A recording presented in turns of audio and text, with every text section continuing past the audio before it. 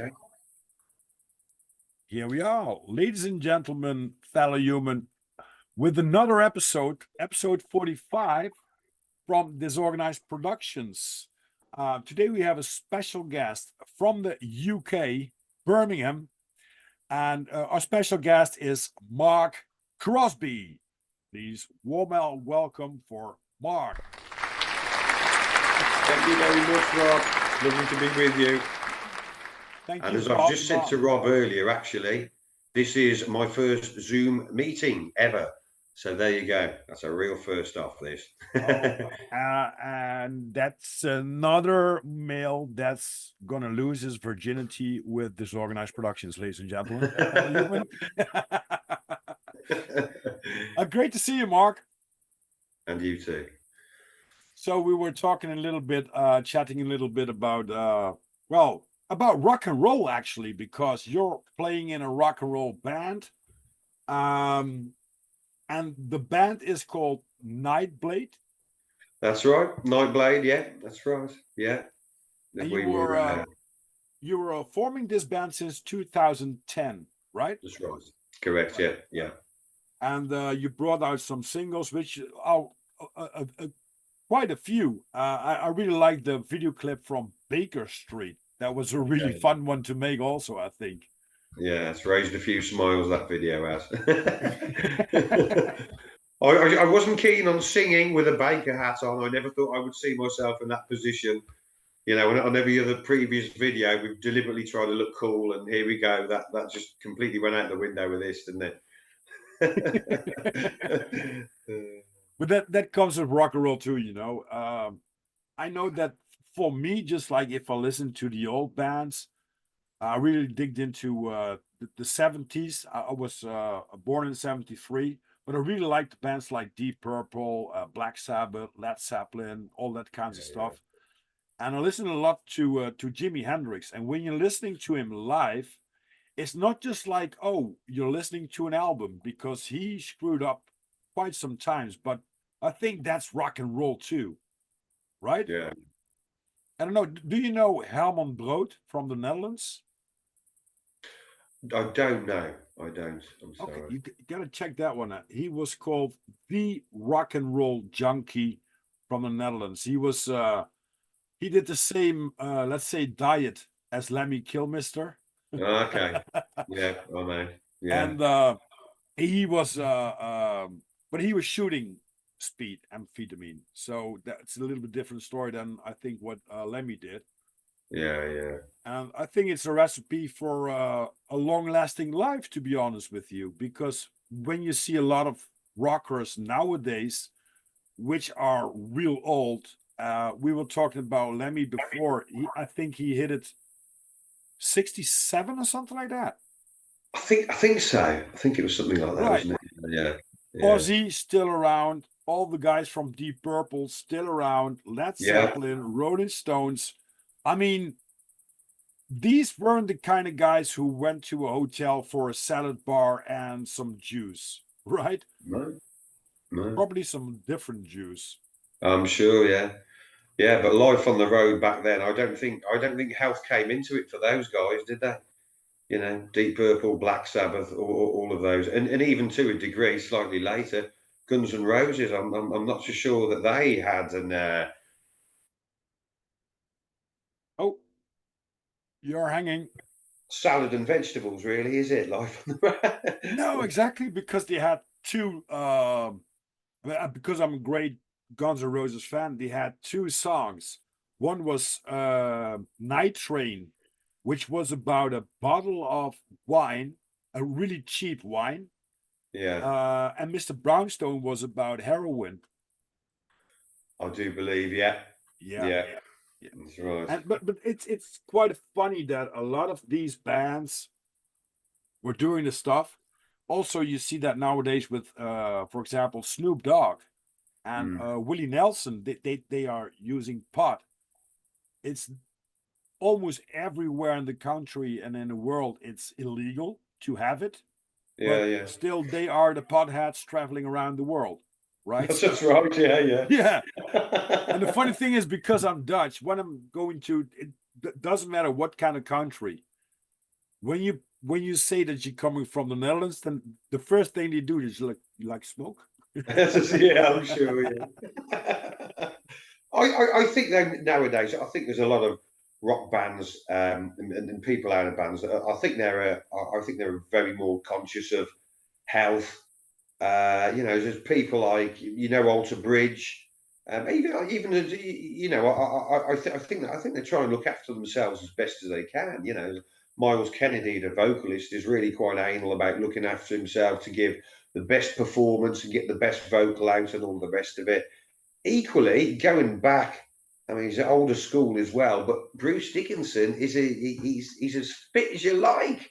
Have you ever Oh, he just prances around stage like he's 18 and holds that vocal. I mean, he's just will he ever age? I got Unbelievable. I know. goosebumps all over. I was Yeah, talking to yeah. that yesterday with no, the day before with Roscoe about Bruce Dickinson. He wrote books for children. He was a fencer, a Olympic fencer That's right, for the fencing. Yeah, UK. yeah, yeah, He's yeah, flying a Boeing 747, and yeah. he is the front man of Iron Maiden. I mean, Iron Maiden. Come on, if you that was and I'll repeat myself for a lot of people in the audience, but for you, Mark, I was hanging around with some friends, and we were on the supervised vision. We could drink a few beers, and Okay. a friend comes up with the tape, and he recorded that from an LP because that yeah, we did that, something like that, right? You couldn't download it from the internet because there was no internet. And Yeah, he yeah. played Live After Death from Iron Maiden with Brilliant. Churchill's Yeah. speech and then Aces High, and I just like blown away. It's I phenomenal, said, that, isn't it? Yeah. it's That chance going into Aces High, that it's that proper goosebumps moment. There's a proper live album, Live After Death. I mean, I don't know. It must be one of the best live albums ever. I mean, oh, it's brilliant, no amazing. doubt, no doubt. Yeah, And it's something like all the great numbers, all the great songs are on it. yeah, yeah, yeah, yeah, You know, if you and I knew that back in the days when I was young and when I had some money and went to a record store, I picked out the most evil drawn because most of the albums were just like cover art, you know. yeah, yeah, Iron Maiden, Manowar, Motorhead, as I said, stuff like yeah, that. The Deep Purple, Led Zeppelin had some more decent cover art, you know, just like okay, we're just a band. yeah, yeah, Uh, yeah, but just like I said, yeah, if you see how many of these old rockers that didn't had a, let's say, healthy life, and probably when you make a lot of money, you can take care of that, of course, too. yeah, yeah, yeah. Um, but yeah, they're still around. They're still It's around. yeah, yeah, yeah. Let's face it, it was seen cool to go on stage with a bottle of Jack Daniels and the fag shoved up your fretboard. Yeah, you know what I mean? That's rock and what you wouldn't work in any other genre, I don't suppose, does it? Doesn't really go with rap or pop but rock and roll, Jack Daniels, fagging, Yeah, And I think still some of the old guys try and pull that off in a no smoking environment. And I don't think anybody says anything to them either, do they? You're just like, oh, well, it's okay, it's him, so we'll let him off, right, right. Or sucking on a robotic unicorn dick, you know, the vaping stuff. You know, nowadays you see a rocker, you know, just like me, tattoos all over, long hair, and you just like, you know, oh, he's been on the road. And then what's that smell? It's like, oh, he's sucking on a unicorn dick. I don't know what, but but it's funny though, because I think even Jack Daniels made an advertising about Jack Daniels with people that were performing, you know. Yeah, yeah, It goes yeah, hand in hand. It's like Converse, Converse. These I had them too. These sneakers, ripped trousers, Jack Daniels, and a Gibson guitar or a Fender, and then yeah, you probably made it for 80% for to be a rock and roller, right? yeah, And then a little yeah. bit of an attitude too. Yeah, What that's what right. was your music influence, Mark, for starting out with the band? starting out with, I mean, my musical influences have gone to a degree full circle. When you're younger, you like a bit sort of a type of obnoxious music, don't you? So I was into thrash. So Thrash that metal. was, I was always into rock. I probably started off okay, to start right from the beginning, more accurately, probably Status Quo. Wouldn't shout that from the rooftops, but back in the day, they were cool. They're still going. I saw their last gig, allegedly their last gig in 1986 in the army now, and it was supposed to be their last gig in '86. No, and I went with my dad because I was only a young lad at the time, so I was escorted by dad. But yeah, started on Status Quo, okay. Then I became an Iron Maiden nut, an absolute nut. I trundled the streets of Birmingham collecting picture discs, white labels, imports, all of that sort of stuff. All of my spare money went on that, and I was a Maiden nut. Then I sort of moved into thrash metal a little bit. So we get into the Metallicas, the Slayers, the Anthraxes of this world. Oh Maybe yeah. not so much Megadeth, but that's what they call. I don't know if it's the same as the US is, but they call them the Big Four. I think they Right. still do. Yeah, yeah. Yeah, yeah, You yeah. get that over. That's what they say at your end as well. Metallica still love them, yeah. And then I went back full circle and got into the more traditional. Love Deep Purple, love Black Sabbath.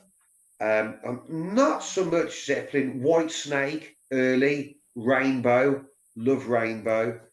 Wasn't the biggest AC/DC nut. Mhm. In our school, you either went Iron Maiden or you went AC/DC. Right, right. It was a bit weird, you know. So then I went to those more traditional bands. Still love them, still listen to them.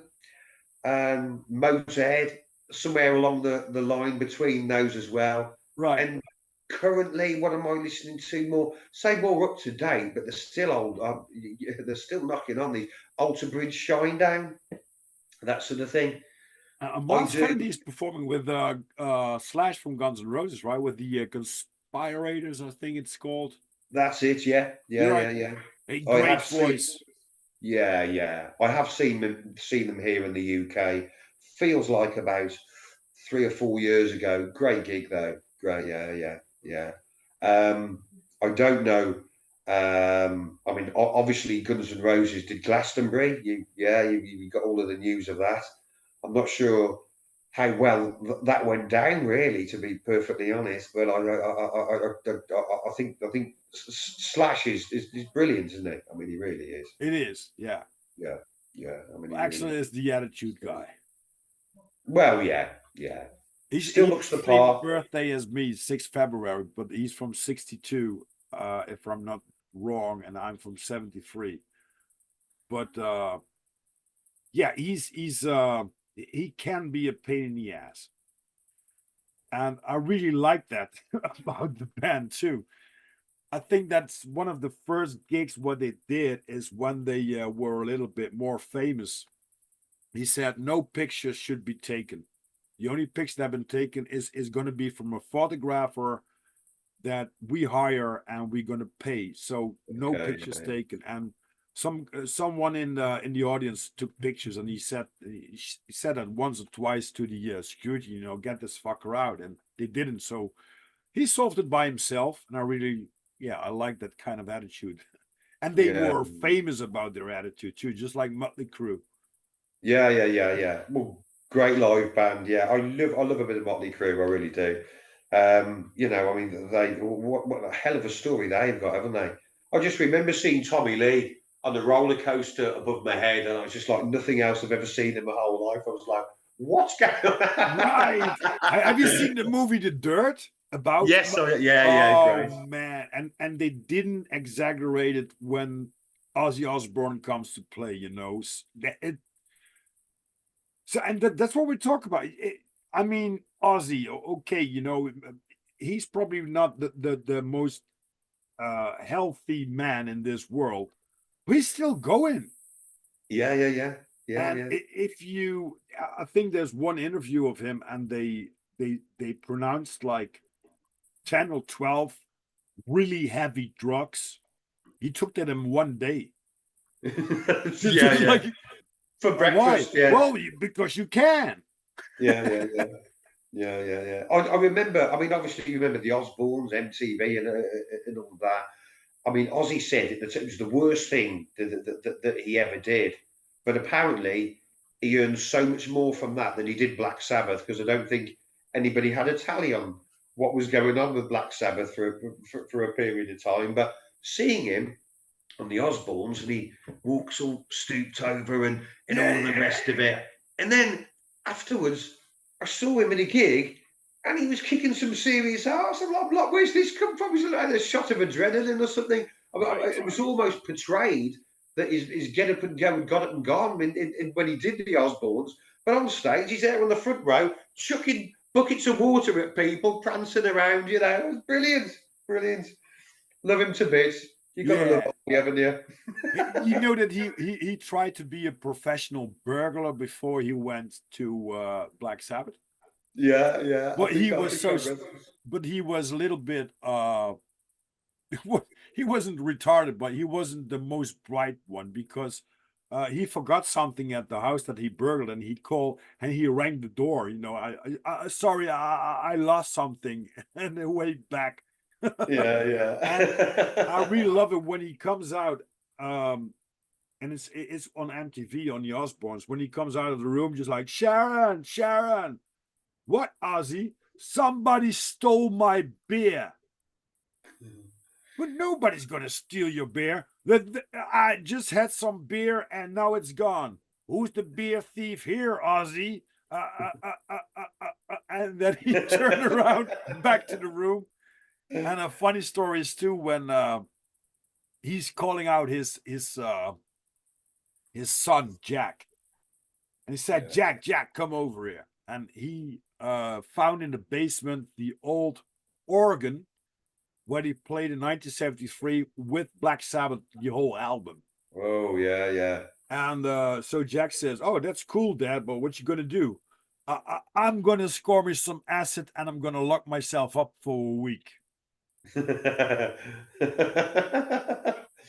remember, I can't remember what year, but I remember Jack Osbourne was signing autographs in Virgin Megastore and Times Square, New York. And it was so bizarre. It's like 2 or 3 o'clock in the morning. But when they say New York doesn't sleep, it really doesn't, does it? It's Right. just bizarre that he's there at 2 or 3 o'clock in the morning, and signing autographs. But Wow. But I think that the big success and the big money for Ozzy, because I don't know if all the members were getting paid that they should get paid, is because of Sharon, because she is an iron lady when it comes to management. she is. Oh, you're frozen, Mark.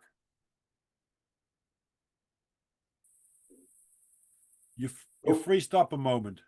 yeah, we froze then, didn't we? I think the internet connection was unstable, so a little note just came Yeah. up Oh, there. right. So you were telling me about Sharon, that she was, and then we lost connection. Yeah, daughter of Don Arden, and Don Arden was. Let's get this right. He was the management of the Supremes and people like that in that era, big bands like that. So Sharon learned a lot of her tactics from Dad, and she is one shrewd business lady, isn't she? Oh yeah. I No, think that that's one story goes around, and I don't know if it's true. And I love Sharon to death because of Ozzy. I mean, these two, I think, are the balance between each other, like the dark. You know, I'm the fucking Prince of Darkness, and then Sharon comes up with all these bubbles. You know, I'm the fucking Prince of Darkness. What should I do with bubbles? But they are the true fact that light and dark can match out each other and be in that's balance right. Yeah, somehow. yeah, yeah. The Um, Prince of Darkness, and Sharon's got her little furry kittens, or it's a bit of yeah, a and the dogs contrast there. shitting all over the house. Come on, man, Ozzy. I would kick Yeah. all of that shit out when I was a rock star. No dogs pooping in my house. Come on. there's one story that goes around that it was one of the guys from I think it was Tommy Iommi who called Sharon in the middle of the night because he was screwed by some things in the Middle East. And they Okay. want to take him to jail and stuff like that. And he had no other option than calling her as a manager because otherwise he would get to jail, something like that.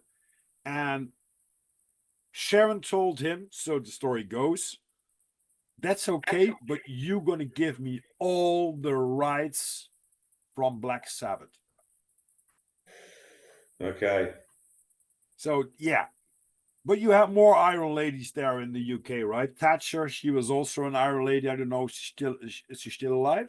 No, no, she's not at all. No. She was, yeah, she was one formidable lady. She was. Incidentally, all of the people from Black Sabbath, they come from, you know what they call the home of heavy metal in the UK, Birmingham. They are all from. I was going to do what I was going to call an Oz tour, and I got some correspondence to Sharon Osbourne, and it was going to be a bus where you got on and then it went all aboard, all of that sort of thing. It showed previous unreleased footage, and you had a little goodie bag, and it was going to go round the Midlands where Black Sabbath, where Geezer Butler used to live, because I sort of know, and where Tony Iommi grew up, and where Ozzy was, and it was going to do a little Oz tour. And at the time, I got this communication to Sharon via her best friend Lynn, and she came back to me. She said it was a great idea. She said she really liked it, but he was just too damn busy at the time. And he was. I was watching what he was doing as well at the time. Right. He was doing a hell of a lot. But that was my little brainwave. It was the one that got away, the Oz tour. Nice, but that was going to go around the Midlands, and that's what they call the home of heavy metal. There's Judas Priest are from, they're local as well. Yeah, it was all that new wave of British heavy metal movement with Saxon, Diamond Head, people like that too. Right. Yeah, they were there. And Iron Maiden, to a degree, were new wave of British heavy metal when they started out. They were in that bracket, and indeed Motorhead as well. It was of that era, that time. So we are coming from the roots of rock. Yeah, baby. Get in there. And funny to pronounce that Thatcher, she was also on the album of Iron Maiden Killers. Yes, exactly. Not in the best way, because it was a little bit political more than something like you have to be aware, just like Jack the Ripper is never been found, but Thatcher is around. That's right. Yeah. Yeah. And the other guy that's very local to us, he's more than local, and every American goes, young people, when you mention his name, is literally Robert Plant, lives round the corner. Wow. When I say round the corner, I'm talking 2-3 miles. It really is not far. And Christmas just gone, he played a low key gig at a village hall, and there must have been 80 people there. Oh, wow. I was lucky enough to get in there. That was one low key gig, but you've got to sort of know somebody, and you've got to be quick off the mark because there's only a few people going to get in there. But in a little village hall, you know what I mean by village hall? Yeah, just a little an old working man's club. Wow. But Yeah, because Birmingham is industrial city, right? yeah. I think where the most people have hard lives. I mean, work in a factory and stuff like that isn't like roses and sunshine all the time.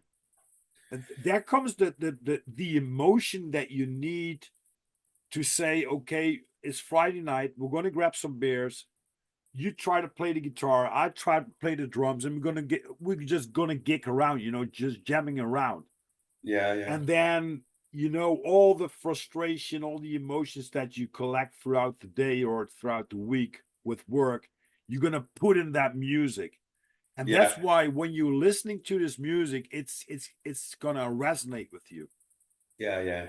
Blow For it me, out it your did, ramp. because just like before we hopped on, when uh, Lemmy died, I cried my fucking eyes out. I cried more than when my own dad died, because Lemmy was there for me on demand, quite such a thing, and it was something Yeah, like the guy that everybody look up to. That's yeah. even the Yeah. bands that we like Iron Maiden, Metallica, stuff like that. They did just like, oh, Lemmy was there before there was rock and roll, people. Yeah, iconic as an understatement. We saw him at Hyde Park, so it was, I know, I think it was 80,000 people, 85,000 people, Hyde Park, London. It's Foo Fighters, Motorhead. Oh, I'm just trying to think. Juliet and the Licks. Can't remember the other bands. So Lemmy's come on, and he's come on the microphone. And he's gone, "I hear it's the Queen's birthday, so we're gonna play even fucking louder." Oh, And it was just like, I was just like, ah. I've been through quite some concerts from Motorhead, and when he got up and he played the first tunes on the guitar, just like, oh my god. Mm. And then the only pronouncement is like, we're from England, we are Motorhead, and we play rock and roll. And and I had to go bananas all the time. Mosh pit, Yeah. mosh pit. Yeah. It makes your whole body shake when they perform. Oh, I remember seeing them at Wolverhampton Civic Hall. That's half an hour outside Birmingham. And as soon as you hit the note, you're just like, it just like takes over you, doesn't it? unbelievable. He was really quite a guy, man. And I think that he was a roadie for Jimi Hendrix back in the days. Okay. And he has this story. It's I think that the documentary is called Lemmy, and he played every time around his death day. When it Yeah. came out, it just like astonishing, really cool documentary. He has his apartment in L.A. full with daggers and all that stuff from World War Militaria. II. Yeah, that's it. And then he goes like, okay, Lemmy goes out for a record from the Beatles, and he goes to this huge record store, and so this guy said, "No, we don't have the record." And then I think it's the owner comes up, and she said like, would you really like that and that record? Yeah, but I only want that one because they were playing something different, and it was better mixed and stuff like that. So she said, I just received a copy of that, but I'm going to give you that copy. And he was so humbled and stuff, like, just like, it's Lemmy, but he was just like, hey man, I'm just a normal guy. I'm just making rock and roll. And Yeah. it was eye-opening, this documentary about how such a great guy he was. And you mentioned like Anthrax. From Yeah. Anthrax came of course SOD, and they Yeah. were headlining in America, and Motorhead was also there. And Okay. these guys were have these uh, knee length short trousers. And Yeah. Lemmy comes up. I don't know if you know the story. Lemmy comes Anthrax, you up mean? Yeah. with this Yeah. Daisy Dukes, and he said, "These aren't goddamn short pants. These are short pants." And they just like, you had to be very careful not to see his balls hanging out, because it was just like Daisy Dukes. And he could get away with it. Wasn't it Lemmy that said "rock out with your cock out"? I'm sure it was. Yeah. Oh yes. Yeah. Absolutely. I think one of these concerts I flashed it because I mean, why not? You know? Yeah. Yeah, but it's great to see that even if you live in the UK, that we had like a similar path in music from the influences that are still maintained right now. Because when Yeah. you're performing with your band, you take a lot of these things that you listen to and influence that you had, you take it with you, right?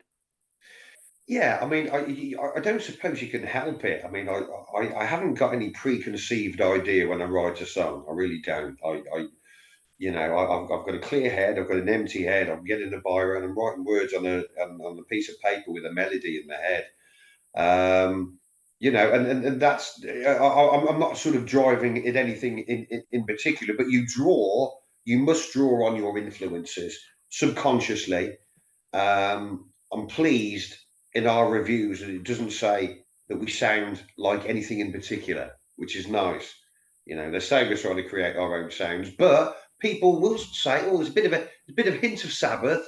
It's a little bit of Iron Maiden. I can hear a bit of Pearl Jam. I can hear a bit of that." That's okay. I don't mind this as long as it doesn't sound like anything one in particular. It's going to sound of snippets of things, isn't it? Right. But yeah, they do influence. They just do. It's a subconscious thing, I suppose. Yeah. Mhm. And so you're the writer, you're the singer of the band. Yeah. You, Yeah. you also play some instruments. I I played drums.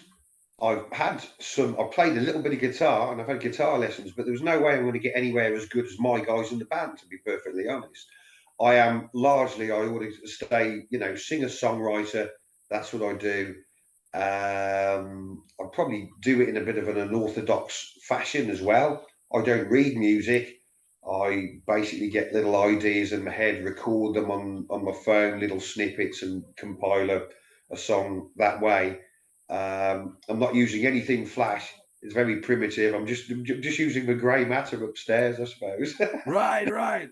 But it's really cool because I used to perform in a band too. I wrote some lyrics, and it's really cool that when you're sitting at home, and there were some little bit darker lyrics that I had a tough time. You know, I wrote some things out on paper when I was sitting on the toilet, and basically when my life flushed away a little bit, and I wrote Yeah, some yeah, stuff down like in 5 minutes. Never took mention to it. Put it um in an ordner, and I did that with a lot of texts. And then guys asked me, "You want to be a singer of the band?" So yeah, why not? But we don't have any music yet, so that's okay. So we're jamming, and then just like, hey, wait a minute, this piece of lyric could be perfectly on this note and that on that. And then when we came out with we made 2 albums back in the days. When you okay, go out performing on stage and people sing the text, the lyrics that you wrote down in this really shitty environment, when your yeah, yeah, life is yeah, flushing down, just like, wow. I yeah, used yeah. to love that, perform and to yeah, to get the thing Feedback. out. Yeah, yeah, yeah, yeah, yeah, yeah, yeah. I mean, you are supposed to be able to relate to music and indeed lyrics. It's great when there's somebody out there in the audience and they're singing along with you and they're feeling the moment, and you can look at them in the eye and you know that they're getting it, and you're both in the moment at the same time. That's what it's all about. Yeah, yeah, yeah. It's great. We're doing some HMV. HMV. HMV record store throughout the UK. They are overseas as well. They've actually just opened in Antwerp. I think they have concessions in Toys R Us in Canada, I believe. Basically, a vinyl and record store. Well, recently we've been going around gigging in different HMVs around the UK, Wow, cool. and it's Oh, really good seeing people buying vinyl because it's just gone whack through the roof. It's just gone. So they're singing away, and I'm watching people peruse through vinyl and looking at the sleeves and all, like old times. It's really, really heartwarming. It's lovely. Oh Um, wow. and it's having a major surge vinyl, isn't it? And I'm old school. I don't do download streams. I want a tangible hard copy in my hand. I love vinyl. I like the artwork, the inner sleeve. I like reading about all of this shit. You know what I mean? And all of what's going on. You get a bit of that with a CD, a little booklet. It's not quite the same as vinyl. Right. They reckon it's going to be back here to stay now, vinyl. So are you a lover of vinyl? Do you like the? Well, I have to be honest. When you said it, I felt a little bit guilty. I have a little collection of vinyl, the old stuff, and just like you said, the album art, and going home, and the warmth from the music on a headphone with vinyl. Nothing compares to that. Maybe the Yeah, master tape, but that's it. yeah. No CD can do that. No. I have to be honest with you. I'm quite lazy. So when the CDs came out, I used to buy CDs, and then when it was all digitalized, I'm a big fan of Spotify Okay. and Yeah. YouTube too. Just because it's easy, you don't have Well, to. yeah. And when I see in back in the days how much money I put into the records and stuff like that. Yeah, but a friend of mine, he's like the real old school vinyl guy. It's something that even putting it on is like doing some meditation and preparing yourself for something. Yeah. Putting the But LP out of. therapeutic. The way the needle comes down on the record and the crackle as it goes down. If you've got some vinyl that's warped, you have to put a coin on the top to keep the weight down or something like that to stop it. Ah, I got this album from Bob Marley live, and when you listen to that, it's like that you're in that audience. With the CD, it's like, oh, I'm listening to an concert audio. But when Yeah, you're listening to the LP, it's just like that people are standing next to you and talk to you. That's how. And yeah, but I didn't know that. I know that there are vinyl. What's it called? Well, like what's it like a market, right? That people, yeah. Vinyl like fairs. exactly, yeah, Yeah, vinyl fairs. Yeah, where there's a ton of individual people congregating together and one specialising in one and one another. We have that all the time. I mean, you've got vinyl shops over there, yeah? yeah, absolutely. They're increasing. I don't know. I have to be honest with you. I never come in a city only to drive through or to deliver a package, and I'm out. I'm not a Yeah, city yeah, guy.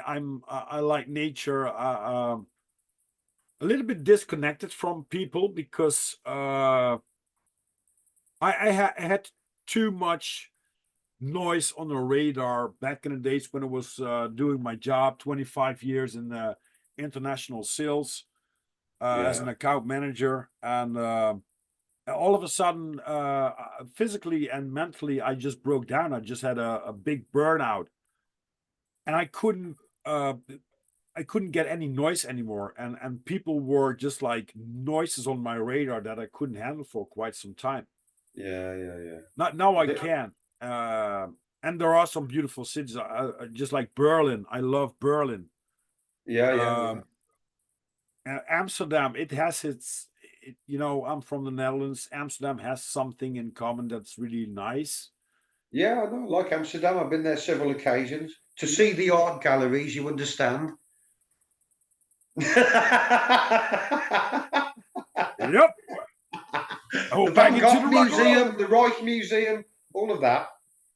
Yeah, yeah, they have some great stuff, just like I said, and you can see how creative women can be with ping pong balls and bananas. Just like I never ever saw that. Yeah. And we used to hang around in the Bulldog. Bulldog Cafe, yeah. Yeah. And there's one of them, it's one of the oldest buildings of Amsterdam, because Amsterdam is Is it basically right? built on pillars, because it was quite like a swamp. So they have Okay. to pile in, and you can see that still when they do construction work in the Netherlands, they have to drill in some really big pipes to make the building stable.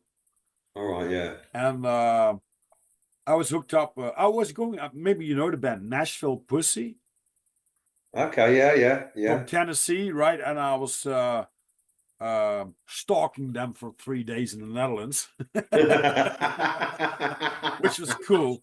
Oh, I got some great stories to tell about that too, man. But I was hanging around in a Bulldog because they were in Amsterdam, or near Amsterdam, and I was, smoking and joining. And I was talking to this old guy, and he said, I was quite born here because this is my father and mother's home, and it's one of the oldest homes of Amsterdam. Just like, wow, generation to generation to generation. But it has yeah, it's something like I used to be very proud of to be someone from the Netherlands, and I still Yeah, have my roots with some pride in it. yeah, yeah, yeah. But I don't know about you, Mark, but when you see for the last couple of 10 to 15 years what happened to governments and their direction and the things that's been going on, there's a lot of shit. Yeah, And yeah. it's like that the group of people that you like to hang around with, you are getting noticed that there are some real fucking assholes, and you don't want to hang around anymore with them, right? Mm. That's how I explain it. So Yeah. how felt it for you to enter Brexit, because you as a country said no to Europe, which is good, I think. Yeah, But I think England had some struggles, right, to get out of it. yeah. I mean, I'm not over here. That is a blimey. It's a long story. The whole Brexit thing must have been. I mean, it must have been 4 years. It seems to have been going on forever. The story is that in some people wouldn't agree with me, but the theory of getting out of Europe is good, but the administration didn't deliver it properly. That was basically, there's a whole big complicated story around it, but in essence the theory was good. It was the way in which it was done largely. Mm, But all of the thought behind it was right. You right. know, a lot of people think, and they're still talking about it now for 4 years on. Yeah, yeah. Oh, it was just never ending. But there's a lot of stuff going on all over the world, isn't there? Oh yeah. There Well, really I is. I think it's like 2000 something when they introduced the euro here in the Netherlands and in Europe. Mm. But sometimes I still count back in guildens, because then you know how terribly screwed you are.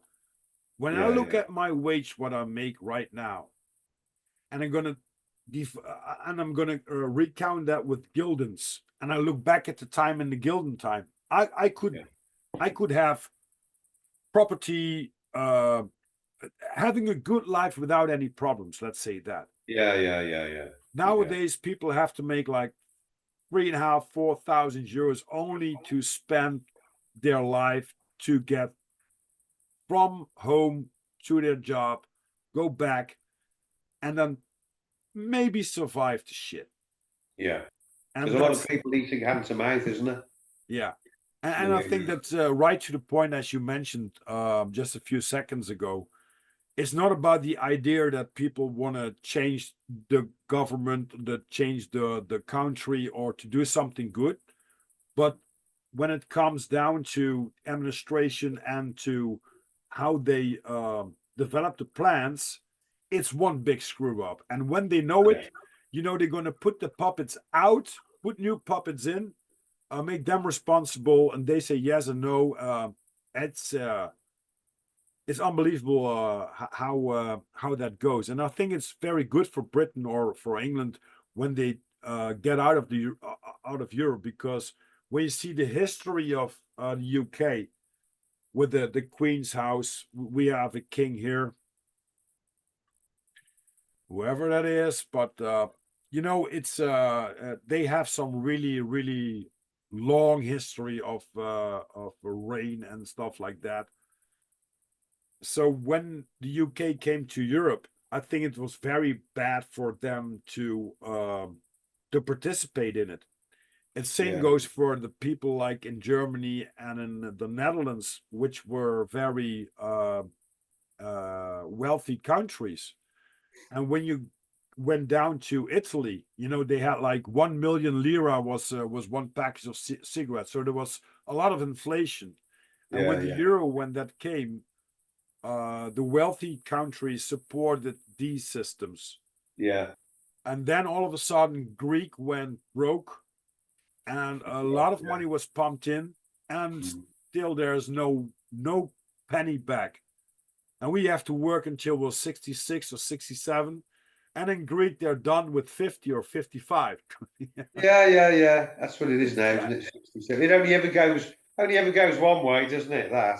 Yeah. That's I know. that's why we need rock and roll music, Mark. Yeah, yeah, And I really like the old school punk and oi from the UK. There are more bands performing that, uh, like the old Foreskins, Cock yeah, um, No Remorse. Oh, there are so many the old stuff, and I have to be very careful because there are some very sensible people. But when the first album from Ian Stewart, Screwdriver, came out, it was just like, holy shit, that's something. Never heard that stuff. The real yeah, punk. But then, yeah, he screwed a little bit up by going in a political direction that a lot of people disagree with, which is okay. yeah, yeah, yeah, yeah. But please Sometimes you've describe. got sometimes you've got to watch it, isn't it, with music and politics, and go one way or another, can't it? Yeah, and I think it's wrong because I know a guy, Tim Steinfort. He makes real cool music, like in the oi scene. And everybody's asking, you know, what's your statement from politics? And he doesn't give a fuck about it. But people want to know that. So when you say nothing, they're going to put you in a corner anyway. Yeah, yeah, And yeah. that makes it and breaks it on the gigs that you're going to play and the audience that's going to be there. Mm. You know, if there's only like the real old school knucklehead skinheads, uh, you know, I've been around with a lot of them, but not only the knuckleheads, but also the sharps and stuff like that. And for the people that are listening, when you see a skinhead, doesn't mean that he's a a racist. You have several directions within the skinhead movement, and the first skinhead music was reggae music, coming from black people dressed with suits on. You know, the two tone stuff like Mm. that, and they listen to a lot of that kind of music, and yeah. But I think it's very it's not wrong to make a song about a political statement, but I think it's wrong for an audience to give their opinion about it because it's just a song, right? Yeah, yeah. There's a line, there's a threshold there, but there's a way of doing it. There's a way of writing a song and writing it in metaphors so that it's not too deliberate, it's not too targeted, it dilutes it a little bit, but there's it makes it a little bit more generic and all the rest of it. There's a way of putting together a song that would get you into some serious shit if you want. Oh yeah, yeah. If you really wanted to. If Um, but it's good to generalize sometimes and write in metaphors just to take the edges off it a little bit. Right. just so I just think Pink Floyd. antagonise. I think Pink Floyd does a great job with that. They are very critical about the environment and about the world. Definitely, yeah. But somehow they do that in a way that people, they don't get judged by that. But of course, when you are like us playing in a band, and when there are four skinheads coming up, you don't think that they're gonna play classic music, right? And if I'm going to like a punk gathering, I'll see some skinheads and punkers and stuff like that. It's yeah, that's the scene, you know. Yeah. The Exploited, they played like a week ago here nearby. Oh, really? Okay. Yeah, he's still alive. Blimey, well, they got the Exploited. They must be. They're knocking on now. The members of the band. How old will they be? Yeah, Got to be 70. Yeah, surely. yeah, six. What was it, 71 or something like that? Yeah, yeah. I got a crazy story about that, about Watty. Watty went down and he had a stroke, right? A heart attack Right. Yeah, for the yeah. second time or something like that. And I met up with a guy in the UK on a concert in Berlin, Danny Wolflet. And big punker, like Mohawk and stuff like that. Yeah. And when Waddy came out of the hospital, the first gig they did was near London. So he went there and he was, waiting to for the performance of the band, and he was shouting just like heart attack, heart attack, heart attack. And so a guy comes up to him and he said just like, that's not very nice. And then he looked at him just like, are you punk? Yeah. Well, punk's not very nice, isn't it? It But wasn't yeah, supposed he's to be still nice, was going. it? It's a movement. Punk was never supposed to be nice. Yeah. That wasn't the idea, I'm sure. It's amazing, and that's what also one of these old guys that's still performing like oh, fuck, what's the band? Charlie Don't Surf. Oh geez. To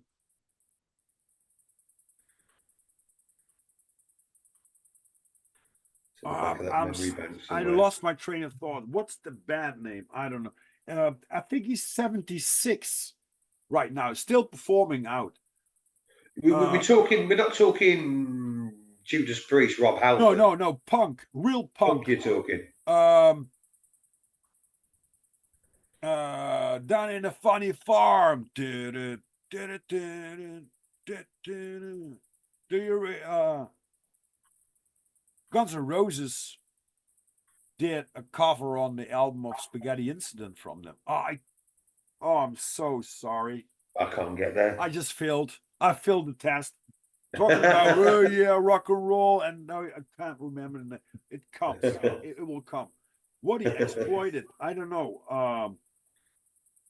GBH, the Sex Pistols, all of those sorts of guys. Yeah, but they went more back. Yeah. Oh, the Verukers. Yeah. Yeah, I played up front with them. Okay.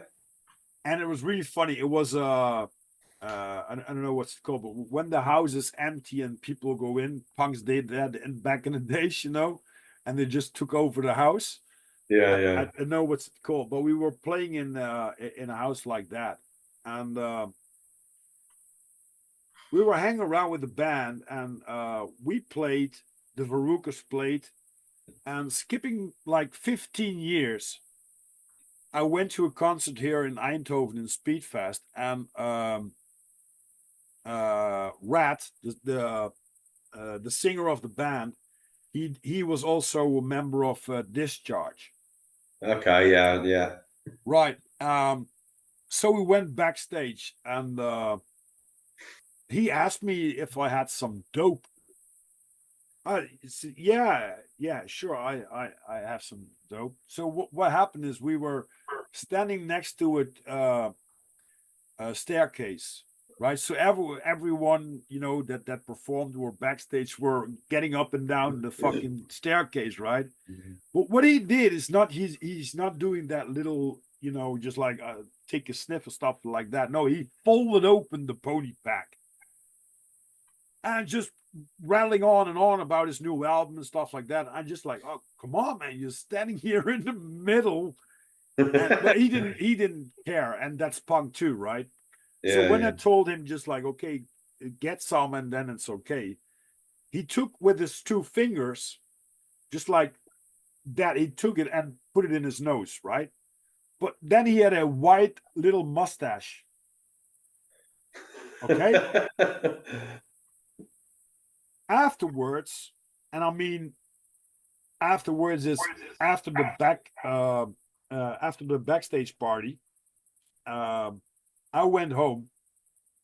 I slept over by a friend of mine, and a few hours later, one of the other friends came in, and he was at the party, and he said it was really funny because there was one guy, when the lights turned on, he was still, going bananas.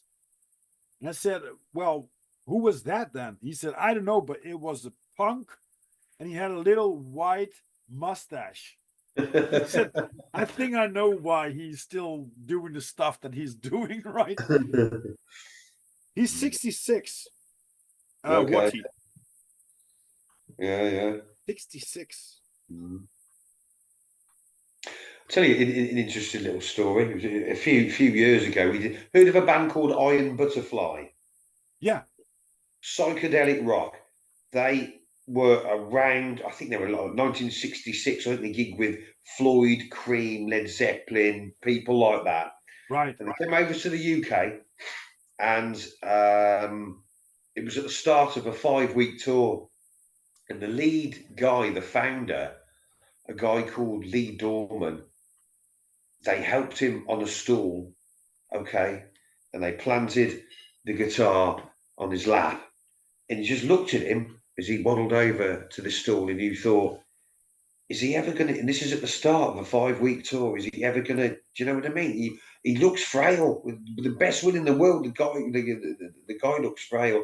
Now, this band, Iron Butterfly, is the only band I've looked at the discography that people have just gone missing because it was flower power era. They were dropping LSD, and as people like walked off cliffs because they thought they could fly, gone missing over there, falling into the water, falling into whatever. And I've never seen a history of a band. There's just people vanished and gone missing. Anyway, Lee Dorman, the original guy, came and sat down and he kicked ass in a venue called the Robin, and we supported them. Okay. And they did do this 5-week tour, but I heard in the press afterwards, I think it was like a week, 2, 3, 4 afterwards, the guy passed. It was obviously one from the road. It obviously was. But when we looked at him, when he got on stage and they sat on that stool, he was so you wouldn't have thought he had 5 weeks on him, but he bloody did it. But as I say, it was one. It was his last one. Bless him. But, Wow. but the history of this band, the people have gone missing through, taking things they shouldn't have done, acid, LSD, all sorts of stuff, and they just like vanished. And there was no trace of some people. And the list just went on and on. I've never seen anything like it. It was hilarious. It's yeah, but I think there's also a story that the Doors, Jimi Hendrix, Johnny Cash, Janis Joplin went on a train tour throughout the USA. Okay. And I think it was Johnny Cash that said, there are more drugs in this train than every single city in America. And they were just partying on and on. And of course, back in the days, it was almost 100% good stuff. Yeah, But yeah, when governments came, because I'm living in the Netherlands, and I went to house parties, with ecstasy and stuff like that. And yeah, yeah, but when they uh, prohibited some of these chemicals that you need for a real 100% good ecstasy, people have to go around with other stuff that they're going to put in, which isn't that good. Well, I was yeah, yeah. partying the first time when I took a pill. It was like 10, 15 hours straight on, that it was middle of the winter, and I was walking around with a t-shirt just like, I love everybody. I love everybody. It's just like UK Subs. That was the band I wanted to say. UK subs, yeah, yeah, yeah, yeah. Right. Yes, they're still gigging around, aren't they? They do, yeah, yeah. And the singer, Charlie Harper, right, Charlie Harper. Yeah, yeah, yeah. I'm with you now. Yeah. Charlie is 79. Whoa, blimey. Yeah, Oh, Goose, but thank you for yeah, still being around, Mr. Harper. yeah, yeah, yeah. And still But, performing. Like, it's not like, okay, we're going to sit down, we're going to play some acoustic stuff, right? yeah, it's all full on. Full Mm. throttle. But these guys, these tier of guys that are 70, 75, knocking on 80, Rob Alford from Priest, Plant, Ian Gillan, Tony, I don't think Sabbath are anymore anyway, but Rolling Stones, they've got it, they've got to quite some time, haven't they? They're not going to count in the next 5 years. I'd suggest that old era of rock stars and bands are going to go. You would think in the next 5 years, just by Right. virtue of age, really. Yeah. But You wow, know, boy, did they had a legacy that we'll still dig into. And if you go to an Iron Maiden concert, you see like people like from the age of 12 running yeah, around with an Iron Maiden shirt, and this guy's from 70 plus, which still has long hair or some dreadlocks and with an Iron Maiden shirt. It's that's it. Yeah, something that connects generations to generations. I don't see that coming with the new age, uh, you know, uh, one day butterflies that pop out with music. I never listen to music on the radio yeah, because I don't want to listen to the news and stuff like that. But I just to be honest with you, I wouldn't care what they bring out because I think that they're maybe of all the songs that they bring out, maybe one or two are for me, for my opinion, yeah, yeah, yeah, nice to listen to, yeah, but yeah, yeah. it's not like the old school did. No, they keep playing them, and they're still headlining major festivals because there's nobody to replace them. Mm, But I don't know whether, as you say, as you rightly say, I'm not sure whether that will happen again, whether they will be leaving a legacy like some of these bands are. I mean, Sabbath, how many albums? Deep Purple are relentless, and they're all good albums. I don't think they've done one shit album. I don't think they know how to right. do it. They're all right. They really are. And I don't know. They might be up to about 50 now. Deep Purple, I should think. Sabbath, there's a boatload. They're just absolute relentless, aren't they? Yeah. But It's funny when they go on a strip on LA with the documentary of Lemmy. They go to the Rainbow, mm, and one of these guys, tourists ask, "Is Lemmy around?" So they look at the slot machine, yeah, yeah, and they say when he's not sitting on a slot machine, he's probably on tour. yeah. And he wrote just like he was doing record after record after record. Mm, It was his life, man. And he did uh he was also a roadie from Jimi Hendrix, as I said. yeah, There's yeah. one of the stories that he has to score some LSD for Jimmy. And I knew a woman, she came from the UK, which used to score some shit, some dope for Lemmy, right? Okay. So, and she was quite an old woman. She's passed away.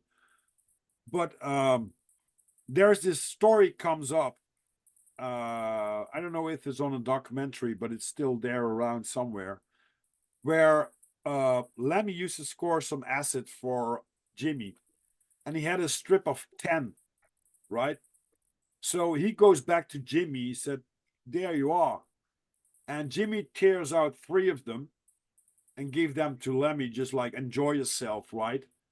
And he pops in 7 of them and went on stage. And that's why he said, we wonder why he was prone to the odd, dropping a bollock now and again as well. Wow. I mean, Unbelievable, isn't it? I've been stoned and wasted and stuff like that on doing gigs, but it weren't the best gigs, right? No, no. But of course, we forget back in the day, obviously Lemmy was with Hawkwind Mm. and he did sing Silver Machine, didn't he? Yeah, That is Lemmy's vocals on Silver Machine, isn't it? Yeah.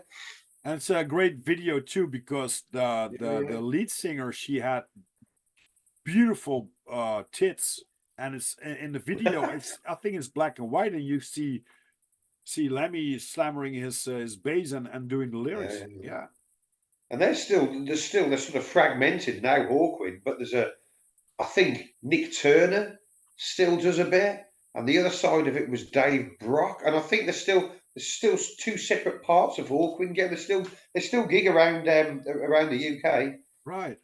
Yeah, yeah, I yeah. think it's a very small world when you once enter it and people know you in the circuit or what's in the scene.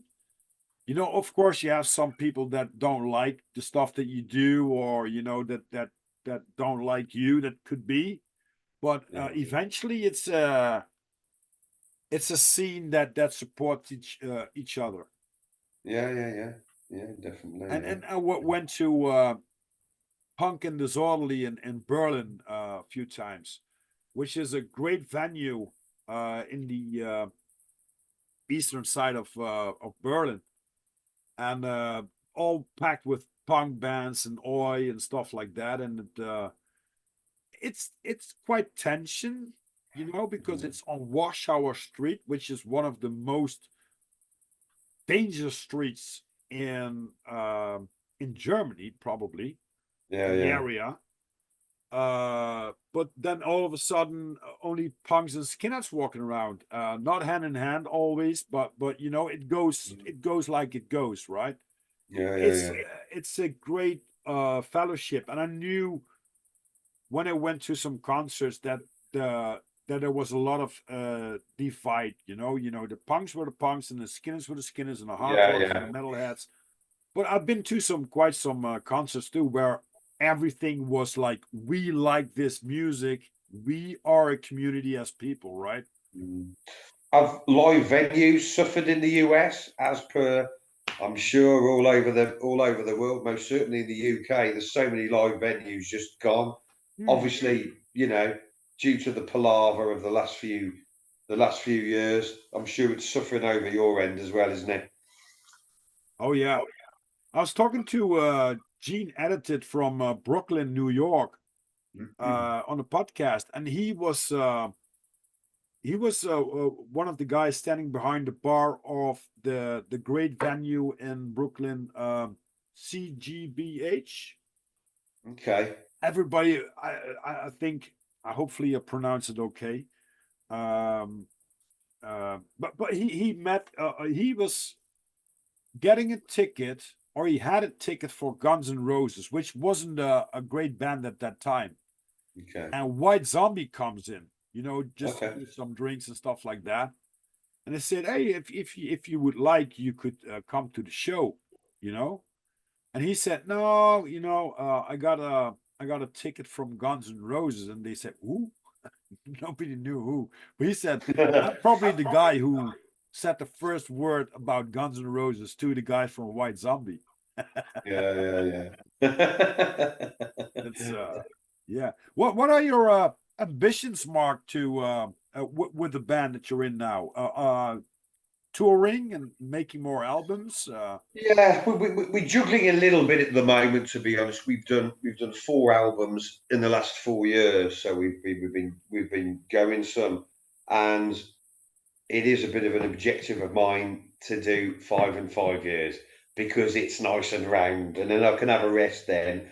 But having got to 4 in 4 years, and I've written the fifth, so we've just got to put it together.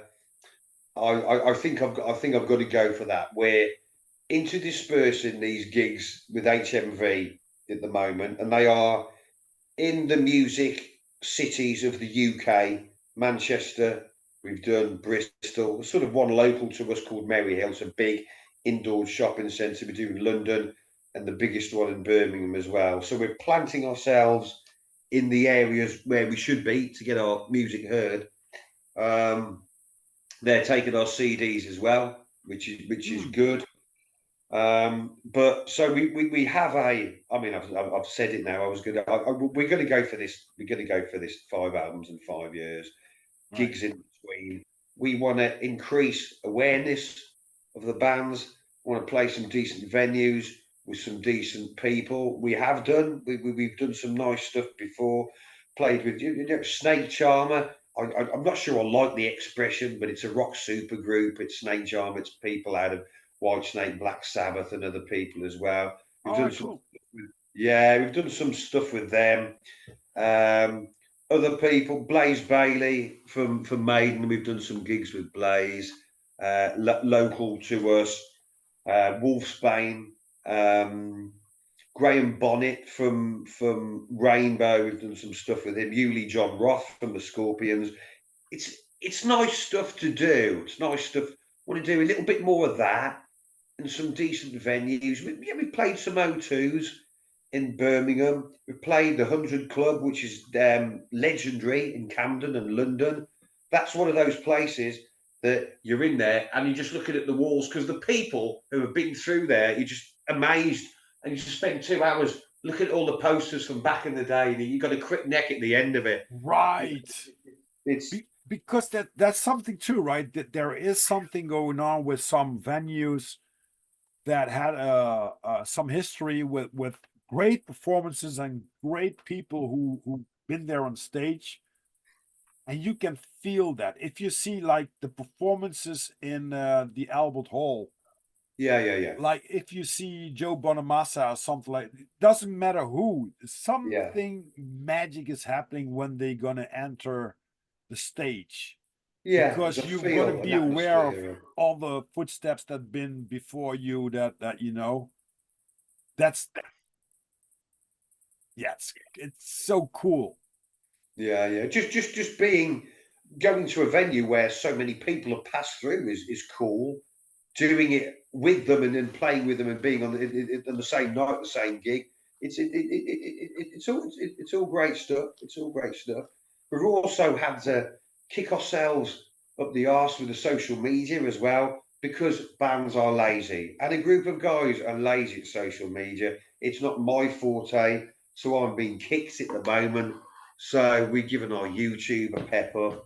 We're on Instagram. We're on X. We're on TikTok now. We're on SoundCloud. And blah, blah, blah. It's a full-time job. You manage all of these different Oh things, shit, yeah. but you've got to be in it to win it, haven't you? So we've Yeah. been kicked a little bit about doing our social marketing. So we've shoved that forward a little bit. As I say, we increase awareness, do some big gigs, some festivals with some people of some note, some decent venues. I'll be happy with that.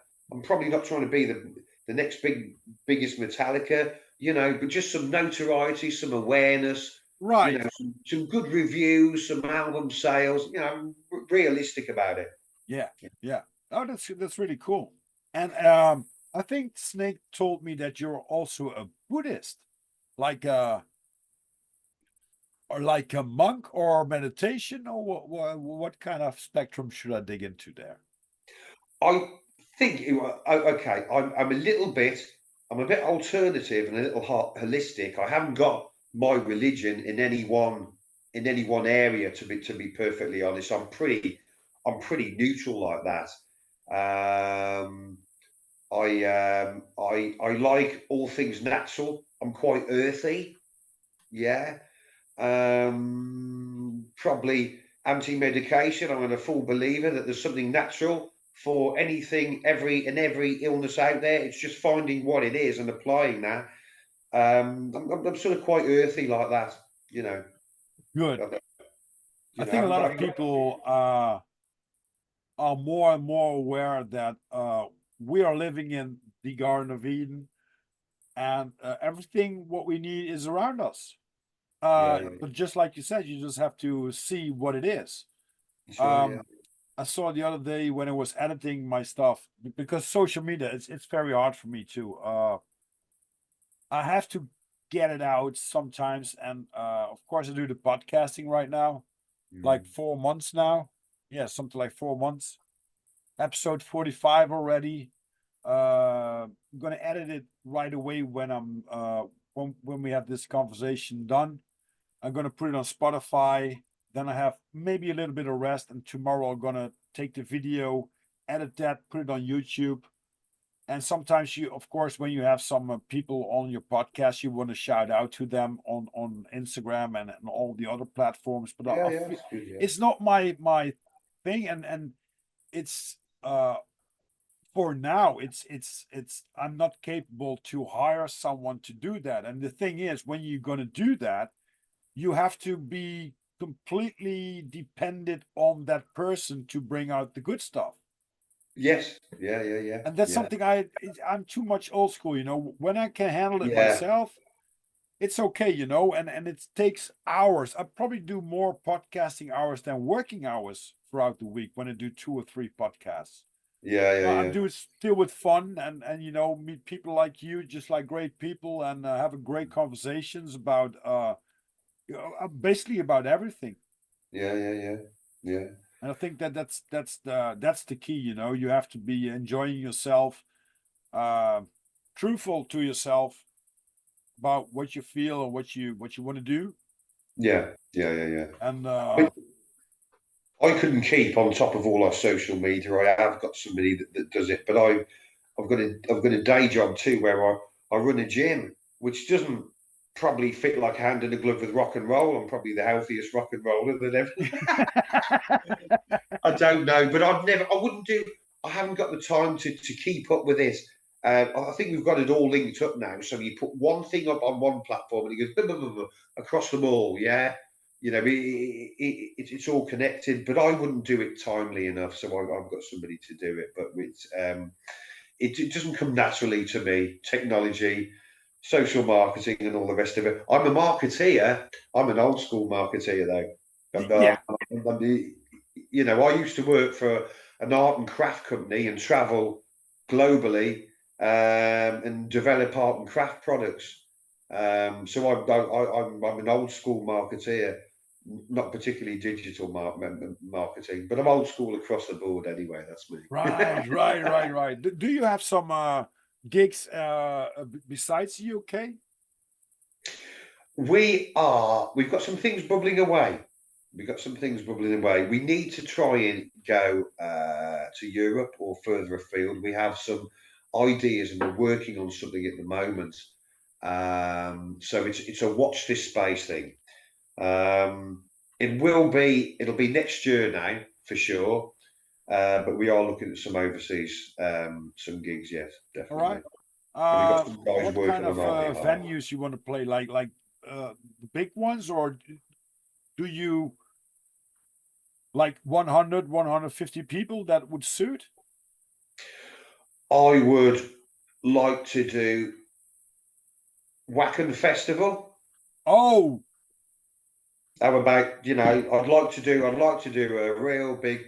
We are sort of in bed with some guys that organise some festivals in the UK, but we've got some contacts overseas as well. I'd love to do something like Wacken and be on a real big, you know, overseas stage like that. Definitely. that Yeah. should be great. I know Wacken. I never been there. In the Netherlands, you have Zwarte Cross, which could also very be suitable for bands like we are playing in Yeah, yeah. Nightblade, because it's mixed, but it's all farmers going with bikes and beer and stuff like that. You know, just hanging around and having a good time. Yeah, yeah, yeah. So I can imagine stages like that, right? Yeah. Mm. But I mean, I suppose everybody in the world would like to do Glastonbury. I mean, for sure. Why not? Why yeah, not? once you're Download hitting that Festival, that's on the radar too. Obviously, Roskilde, yeah. that's the big one in the UK. But there's different things cropping up all over the place now. I'm just trying to keep an eye on what's going on. We'll put to bed this five albums in 5 years at the end of this year, stroke early next year. Then that's going to release us to do more gigs and go further afield. I've got to get to that 5 number. But no, looking forward to next year. You know, it's some quite exciting things happening. The new album's gone down well. We're going around seeing people, you know, chanting our songs, wanting a few autographs and wanting to talk to us afterwards and saying how much they like the stuff. That sort of feedback's exactly what you want to hear when Oh you're yeah, doing original music, isn't it? As it's long as somebody's getting something out of it besides me writing it, right. that's But it's not your daily job, right? It's like a hobby with some great futuristic tendencies to do more with that, of course. But what are you doing in your in normal life? well. It's. I mean, that is at the moment. I'm spending a lot of time with the music, but I run. I run a gym Yeah, right, basically. right. So that's So your that is my day job. But luckily, it's sort to a degree, it can take care of itself. I say it can. Sometimes it doesn't. It needs a bit of nurturing. But there's a desk there, and I've got an office there, and I do a lot of my music stuff during the day. Luckily for me, it's my business. If I was an employee, you're not going to be able to do anything else on anybody else's time that they're paying you, yep, obviously. yep. But at the moment, we've been really busy, and I'm spending quite a few hours a day. I'm working more on the band than the gym at the moment. But it Wow. goes through periods that it's just busy at the moment. There's a lot of stuff that needs to be done. There's some gigs coming up we need to prep for. We need to do some promotion. As I say, we're working hard on social marketing. So it's more. If I work 12 hours a day, I should say 6, 7, 8 of them are the band and the rest of the gym at this point in time. Wow. That could vary a little bit, but Yeah, it's lucky I'm working for myself and I can do that and juggle the two things, you right. know.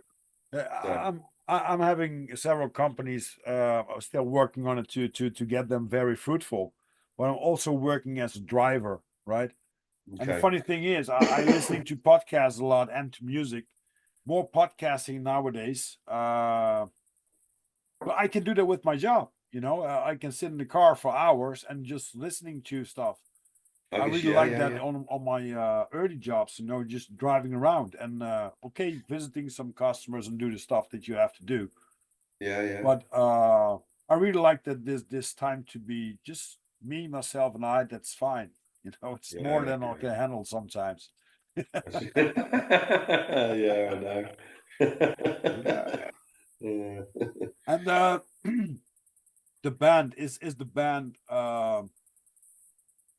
Is it old friends that came together with a band, or did you really search for members to get this band done?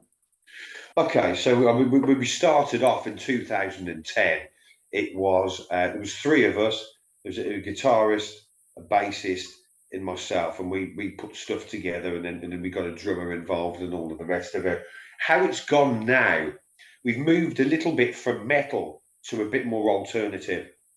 The first part of Nightblade was we were definitely championing the Iron Maiden metal, that sort of imagery, that type of thing, where we're more diverse now. So the members from my band, and they've sort of come from the gym to a degree. Yeah, So naturally and organically, and it's worked really, really well. The moment you go looking for something specific, it's like looking for a needle in a haystack, and you'll never seem to get there. And then through the back door, it's all of a sudden I shake hands with somebody that comes in the gym and say, "Oh, what do you do? Well, you play a bit of guitar. You play a bit of guitar. Well, what sort of stuff do you play?" And this is it's lovely when that happens organically. yep. So there was one guy, a guitarist, Chris, that just basically joined the gym. Yeah, the other guy was in the gym anyway, Tim. and the other two were contacts. But there was another previous member from the gym as well. So it's quite a good source for talent, actually. You never believe it. Right. And And then they're at the time, healthy. And they're and the, healthy. yeah, no, It's not it's like you good. hanging around with the bar and being wasted, and all of a sudden you play guitar, oh, we can hang around. No, you're probably going to Yeah, be yeah, the healthiest band alive. yeah. And then and the moment you start advertising or going round to rehearsal studios to look for people, you seem to just go round and round in circles, and it's forever monotonous. You never seem to get anywhere. And then all of a sudden through the back door, oh, it's a guitarist just popped up here, sort of thing. Funny how it works. Funny how And it it works. just, yeah. You know, uh, I had once I wanted to I think it was for my motorcycle license.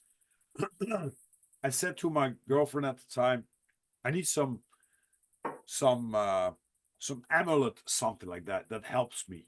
Just it's belief, just belief system. Yeah.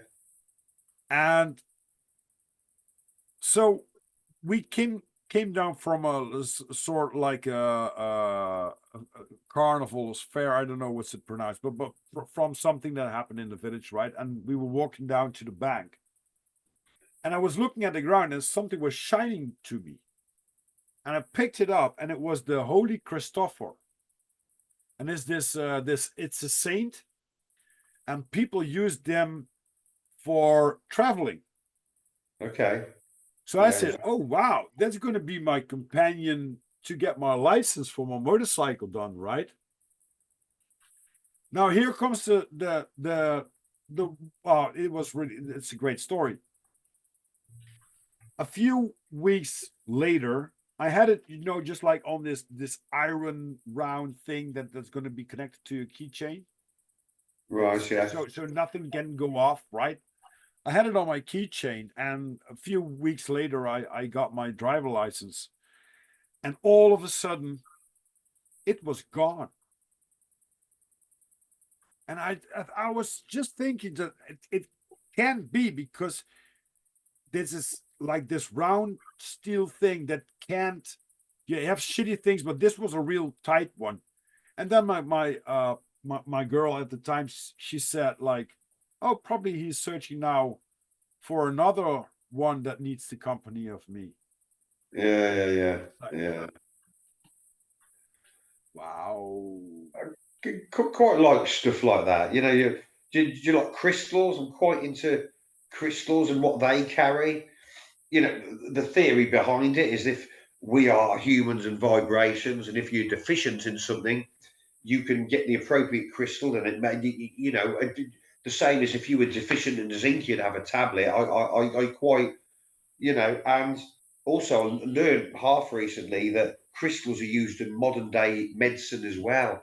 Now, isn't that interesting? And suppressed information as well, I tend to think. Isn't that interesting? Yeah. Very much so. But I know a guy down the road, and he's a crystal wholesaler, and what he doesn't know is unbelievable. And I've seen some quite dramatic results from people using crystals, including myself.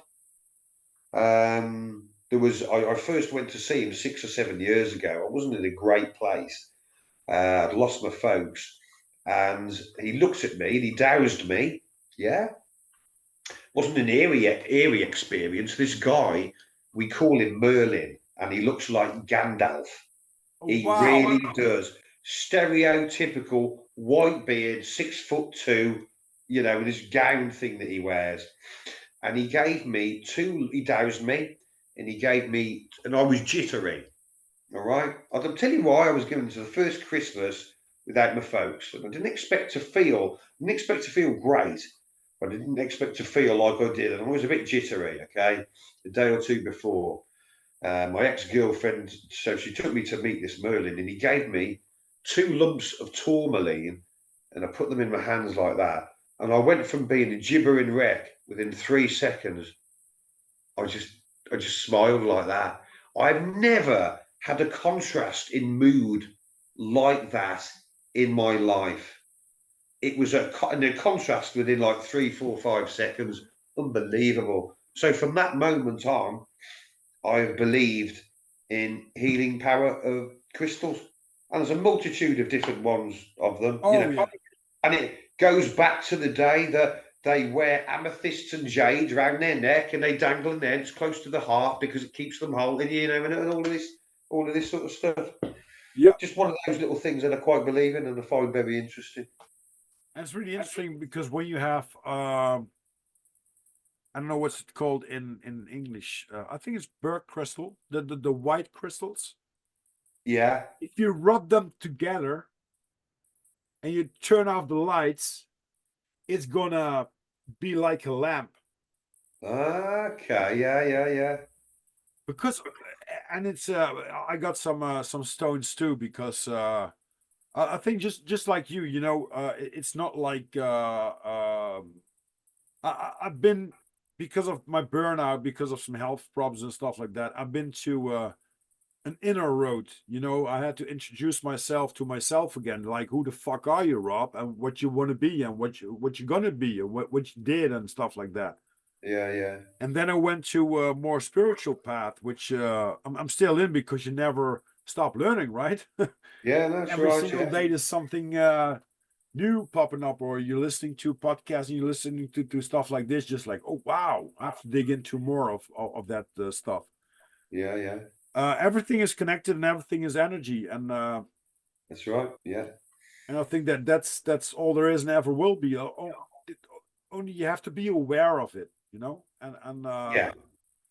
there are still a lot of people when you look at, there's an oak tree a few meters away, and like 3 weeks ago it was not popping out the leaves yet, you know, it was just like coming to spring but not yet like blossoming and stuff like that. Yeah. Looking at that tree, you know, I talk to it in my mind, you know, hey, you're doing great, you're looking great, stuff like that. And this week the leaves popped open, you know, just like in full glory, almost in full glory, he stands there just like, wow, you know. And some people would say, oh, Rob, you're absolute lunatic. Well, that's okay. I go to the tree, I'll hug them because you're stupid. We have to be aware, and a lot of people no, a lot of people are digging into the science behind plants, and they know that they have feelings, and the plants will be aware when you come near them. They figure that out. Yeah. And I really I don't need it, but I really would like to have one of these days a plant wave device. You know that it's a device you can attach to a mushroom or a plant, and it makes Okay. the sound waves about that plant. Think I know about this. Yeah. Oh, I would love that. I got my DJ mixing table right here, you know, and do some ambient, you know, easy listening. And then I'll wrap up my guitar, playing a little bit more, you know, easy tunes. Sometimes put on a distortion and or the rat pedal and just like.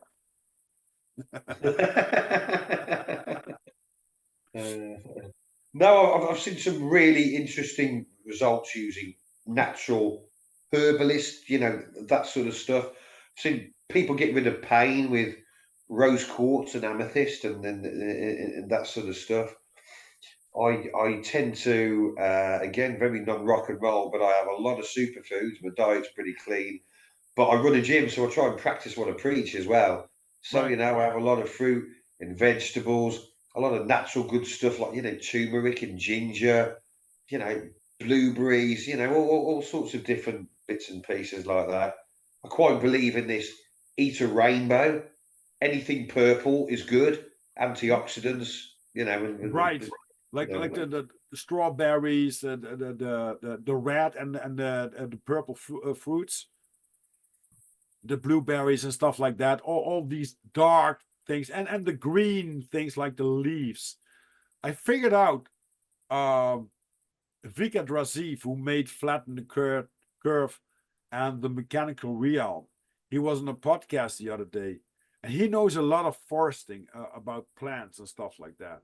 Yeah, yeah. He pointed out two plants. One was the purslane, I think I pronounced it all right, and the other one, I have to search it up. But these were two plants that normal people would kill with Roundup or put them out of the garden, right? Yeah, yeah.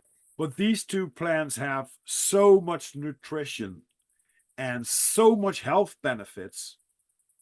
Even when you cut yourself or you have like a bee sting and stuff like that, you can chew the leaves and put it on, and it's gone. That sounds a bit like aloe vera. Yeah, but I have. Oh, I wrote it down somewhere. I wrote it That down sort of somewhere. stuff, which is aloe vera is a bit of a miracle plant too. Oh, absolutely. I think every You know, I'm plant really has into stuff something. like that. Oh, of course, I got the other stuff. Uh, Purslane and plantain. That's the one. Okay, yeah, yeah, yeah, yeah, yeah. I Plantain know, with the yeah. little. This plant is when you dig it down on the internet, you will be amazed. Just like Plantain, yeah, yeah, even if you use it like a tea, the leaves for a tea, yeah, just yeah, yeah. before you're going into the winter, you will not be sick. Yeah, yeah, yeah, yeah. I do believe this. If you eat correctly and you have the right stuff and a balanced diet, you'll never get ill. Oh, I really do believe that. I haven't had colds or anything for ages, even during the palaver that I like to call it over the last 3 or 4 years. Nothing. Here I was, you know, dealing with people, handling money, nothing, absolutely nothing. So I right. think you can eat yourself to health. You know, if you, if Balance. yeah, yeah, that's right. Yeah, And you good with your diet and what you eat, Rob? yeah, but I have some ups and downs. I have like I told you, I'm a little bit of omni addict. I don't need beer, but sometimes I drink it. Not like I did in the old days. In the old days, Yeah, it yeah, was yeah, just like drinking, snoring, taking pills and all that stuff. Now I choose my moments when I have some fun. yeah, yeah, yeah. Um, I basically eat maybe maximum twice a day. Okay, And I'm Rob. very careful about what I eat.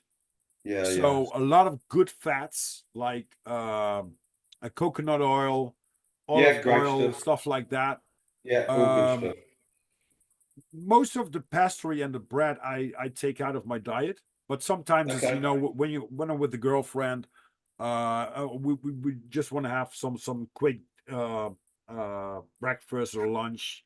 You take a croissant with some cheese and stuff like that. But Yeah, yeah, yeah, uh, yeah, I'm taking very care of my water, which is the most important supply in my life right now. yeah. I have a Berkeley water filter, and I after know of them. yeah, and Yeah, after they're the I bought it myself for my birthday, and I love that thing. yeah, The only yeah, thing I could do is putting on this additional filter for fluoride. yeah. But to be honest with you, Mark, I when I drink my water, I always bring my bottle of copper. Oh, on my laptop, my bottle of copper, Yeah, which is also very good for the water itself, and you it taste isn't. it. But I Yeah. can see it also. I have to cut my nails and my hair every week and a half. Okay. Yeah, yeah. Normally it was like once a month, maybe twice a month maximum. Mm. But now it grows because I'm grounded. I got wooden shoes, Yeah. but No, get rid of the rubber soles. Get them out. Get exactly. rid Oh, of and them. if you don't Walk like on the some wooden grass. shoes, Get your feet perfect. connected to the earth. Bare feet connecting to the earth, sitting around, listen to the birds in the morning, listen to the birds in the evening, you know, take a Yeah. fucking fresh air, just like real deep breath from good things. The only thing, just to be coming back to your question, I'm still a little bit of a rock and roller sometimes, so I have my my weak spots, Yeah, yeah, yeah. but not like I did in the early days with the booze and stuff like that. It's a Uh, balance, isn't it? Yeah. yeah, but I'm still quite addicted to chocolate. I love Yeah. chocolate. If most of the times I can get a hold of myself not to bring it in, and it's not that bad if it's like 70% or more cacao. It's not that Yeah, bad. yeah. But I take the milk chocolate, yeah. Yeah. Well, Yeah. I've got a thing about I like dark chocolate, but as we know, there's some attributes in dark chocolate. There's some good healthy benefits, yeah. But it just so happens that I love that anyway. So after Christmas, Terry's do these Terry's dark chocolate oranges, and I bought a whole tray, and they were reduced, and I've only just got through them. And I take one of these Terry's. This is all the secrets coming out now. With Terry's dark chocolate orange up to bed with me and have a few segments. It's a midnight snack. We've all got our little voices, and Rob, I agree with you. Let's try and live clean, 80-90%, but enjoy yourself. Yeah. You've got to, haven't you? Or it's just a little bit. It's too intense if you live by the Bible, by the book, and don't have a little bit of what you love. Exactly. You've got to have a little bit of what you love, haven't you? Yeah. You've And got to it's have something to look forward to like that. one of the most things I'm proud of, and it's not always just like I said, 80, maybe 90% clean. I get rid of the sugar. Sometimes I'll Me eat too. these it's this fake shit pindas with cashew, and they're in honey. Well, and that's not real honey. We know that it's sugar Yeah, yeah, yeah. stuff. Well, I got my real honey from a few blocks away. He has some bees, which I talked to him like 2 weeks ago, and he had a real big problem. More than 50% of his bees died. Whoa. That's not good, people. And he No, was no. talking to a guy that had one of the largest bee farms in the Netherlands, and they lost 65% of their bees. How? Uh, Probably pollution in the air. Yeah, yeah, I yeah, mean, yeah, they have some natural killers, of course, yeah, yeah, yeah. but sometimes when you walk out and you see the spraying lines in the sky, just like how the Yeah, I know. it's oh yeah, yo, conspiracy. No, no, no, no, no, no, no, no, no, no. I'm a critical thinker, and that's not normal. Yeah, but these are the normal airlines. No, that and that, because I'm living straight near to two airports. I can point you out every single plane that's going to be there. I can Yeah, point you out every military plane if I have to. yeah, yeah, But the things that make the tic tac toe in the air, that's not normal, folks. Wake the fuck up. yeah, yeah, yeah, yeah, yeah, yeah, yeah. And that's And something you see also now with I know how it's in the UK, but the weather, like the last couple of months, is more than extreme. yeah, yeah, yeah, yeah. Well, the floods in China and Dubai, they've said they induced rain. They've said that. So they've published it. Over here, they've actually said, but they went overboard with it. That's what's been printed. So, you know. It's And I on your honey, you're getting your honey from a few blocks down the way. There's an authentic product, not what you get in your supermarket where they processed all the good shit out. That's where you want a local source like that. That's the real McCoy with the proper nutrients and attributes in it, isn't yeah, it? and That's what you want. I can buy my eggs like 2 blocks away. I see them chicken walking around, and it's like the half of the price of the supermarket shit. Yeah, I yeah, can yeah. buy my vegetables here. Mm. I the other day I came home and I just had a broccoli, 3 eggs, just a cooked eggs, I stamped some pecan nuts, like the Brazilian nuts. Yeah, And yeah, when everything was done, I mixed it all together with a good fat butter. I am yeah, done for the day, man. Yesterday, a friend of mine came. We have a new store here nearby, and it's a fresh market. We had 1 kilogram of beef, like the real beef, for yeah, 16 euros. But you have like this piece, right? So I cut it down in every single stuff. yeah, We ate two of them, and I made them here on a plate. You know, that's good with good seasoning and stuff like that, rosemary and stuff yeah. like that on it. We just like, oh, it melted down, and we still have two pieces left. But when I go to the supermarket and I'm gonna purchase like one of these pieces, I have to pay like 8 euros, Yeah, yeah, which is shitty meat.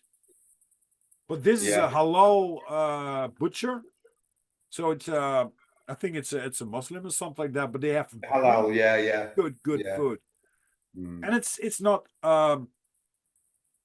what you eat, but you have to think about what you eat. And I did once when I struggled with my health. They took 35 centimeters of my intestines out once.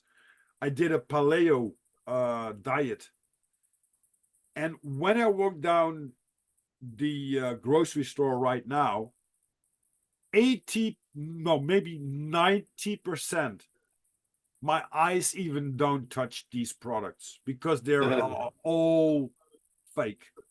Yeah, yeah. There is way, way too much processed food out there.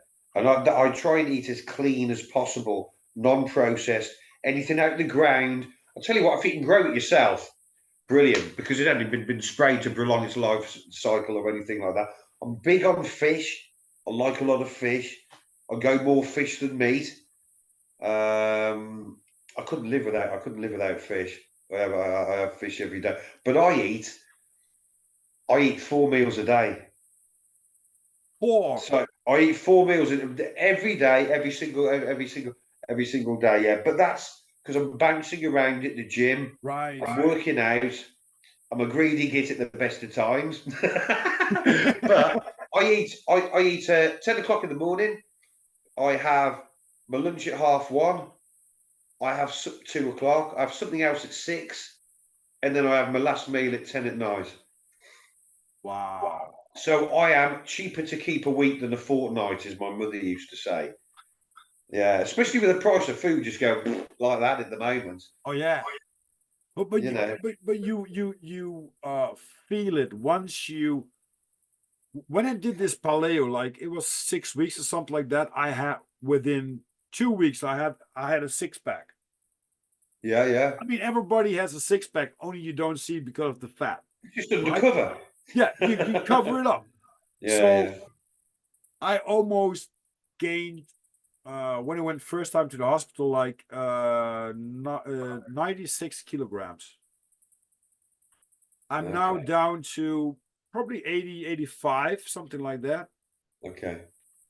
But I had like this big, this big head, just like I was, you know, Yeah, and yeah, but I don't need. And what I'm really like with my water, it has to be said, I take a lot of Celtic sea salt because it has like 92 minerals that you need every single day for your cells. And when you take the salt in your mouth, there's going yeah. to be a direct link to your brain that says good stuff is coming in, your cells are opening, and once you're going to drink the water is going in the cells with the nutrients.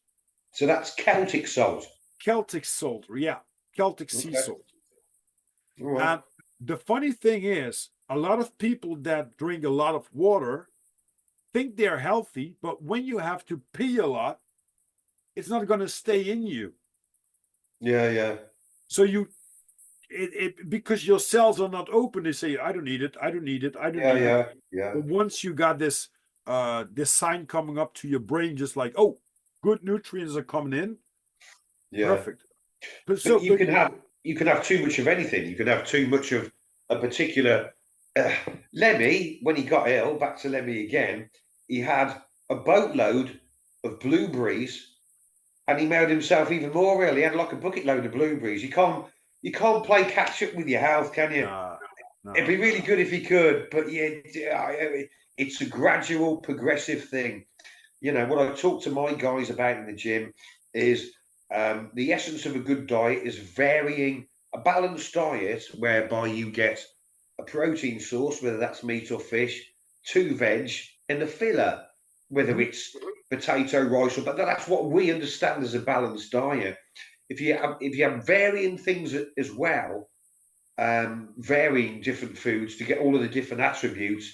If you go down that line in its clean, non-processed foods, I agree with you 100% about your water filtering it and putting in your copper container. I know all the reasons why and everything, and that way is the way forward. But have a little bit of what you love now and again, eh? On a weekend, Yeah, on a Saturday, you've got to live it up a little bit, haven't you? Just yeah. It, moderate it. That's all, isn't it? the funny thing is, yesterday I was hanging around with my friend, and we had this kilogram of beef, and we took like two pieces each. We got two pieces left, and I said, "Oh man, I forgot to get some beer." And not that I'm gonna buy beer, but sometimes I just like it. And yesterday, King, he had his birthday, so there was a lot of partying going on. And I said, "Oh, we can do a barbecue right here, or make a little bonfire, and stuff like that." So yeah, sure. So, oh, I could use a beer, and then we figured out that everything was closed. Yeah, yeah. Back in the days, I was just like this drug addict, I need some beer, man. I'm fucking Aussie, I'm gonna ring each single door. You got some beer left? You got some beer left? Well, Yeah. my friend said I got three little bottles in the refrigerator. I'm gonna bring them. So he drank one, I drank two. Yeah, Brilliant yeah, night. yeah, yeah, But like 10 years ago, it probably would be 10, 15 of these pints, right? It's like, getting drunk for no reason. I can't do that anymore. yeah, I yeah, like to drink, but with the purpose uh, of having a good time.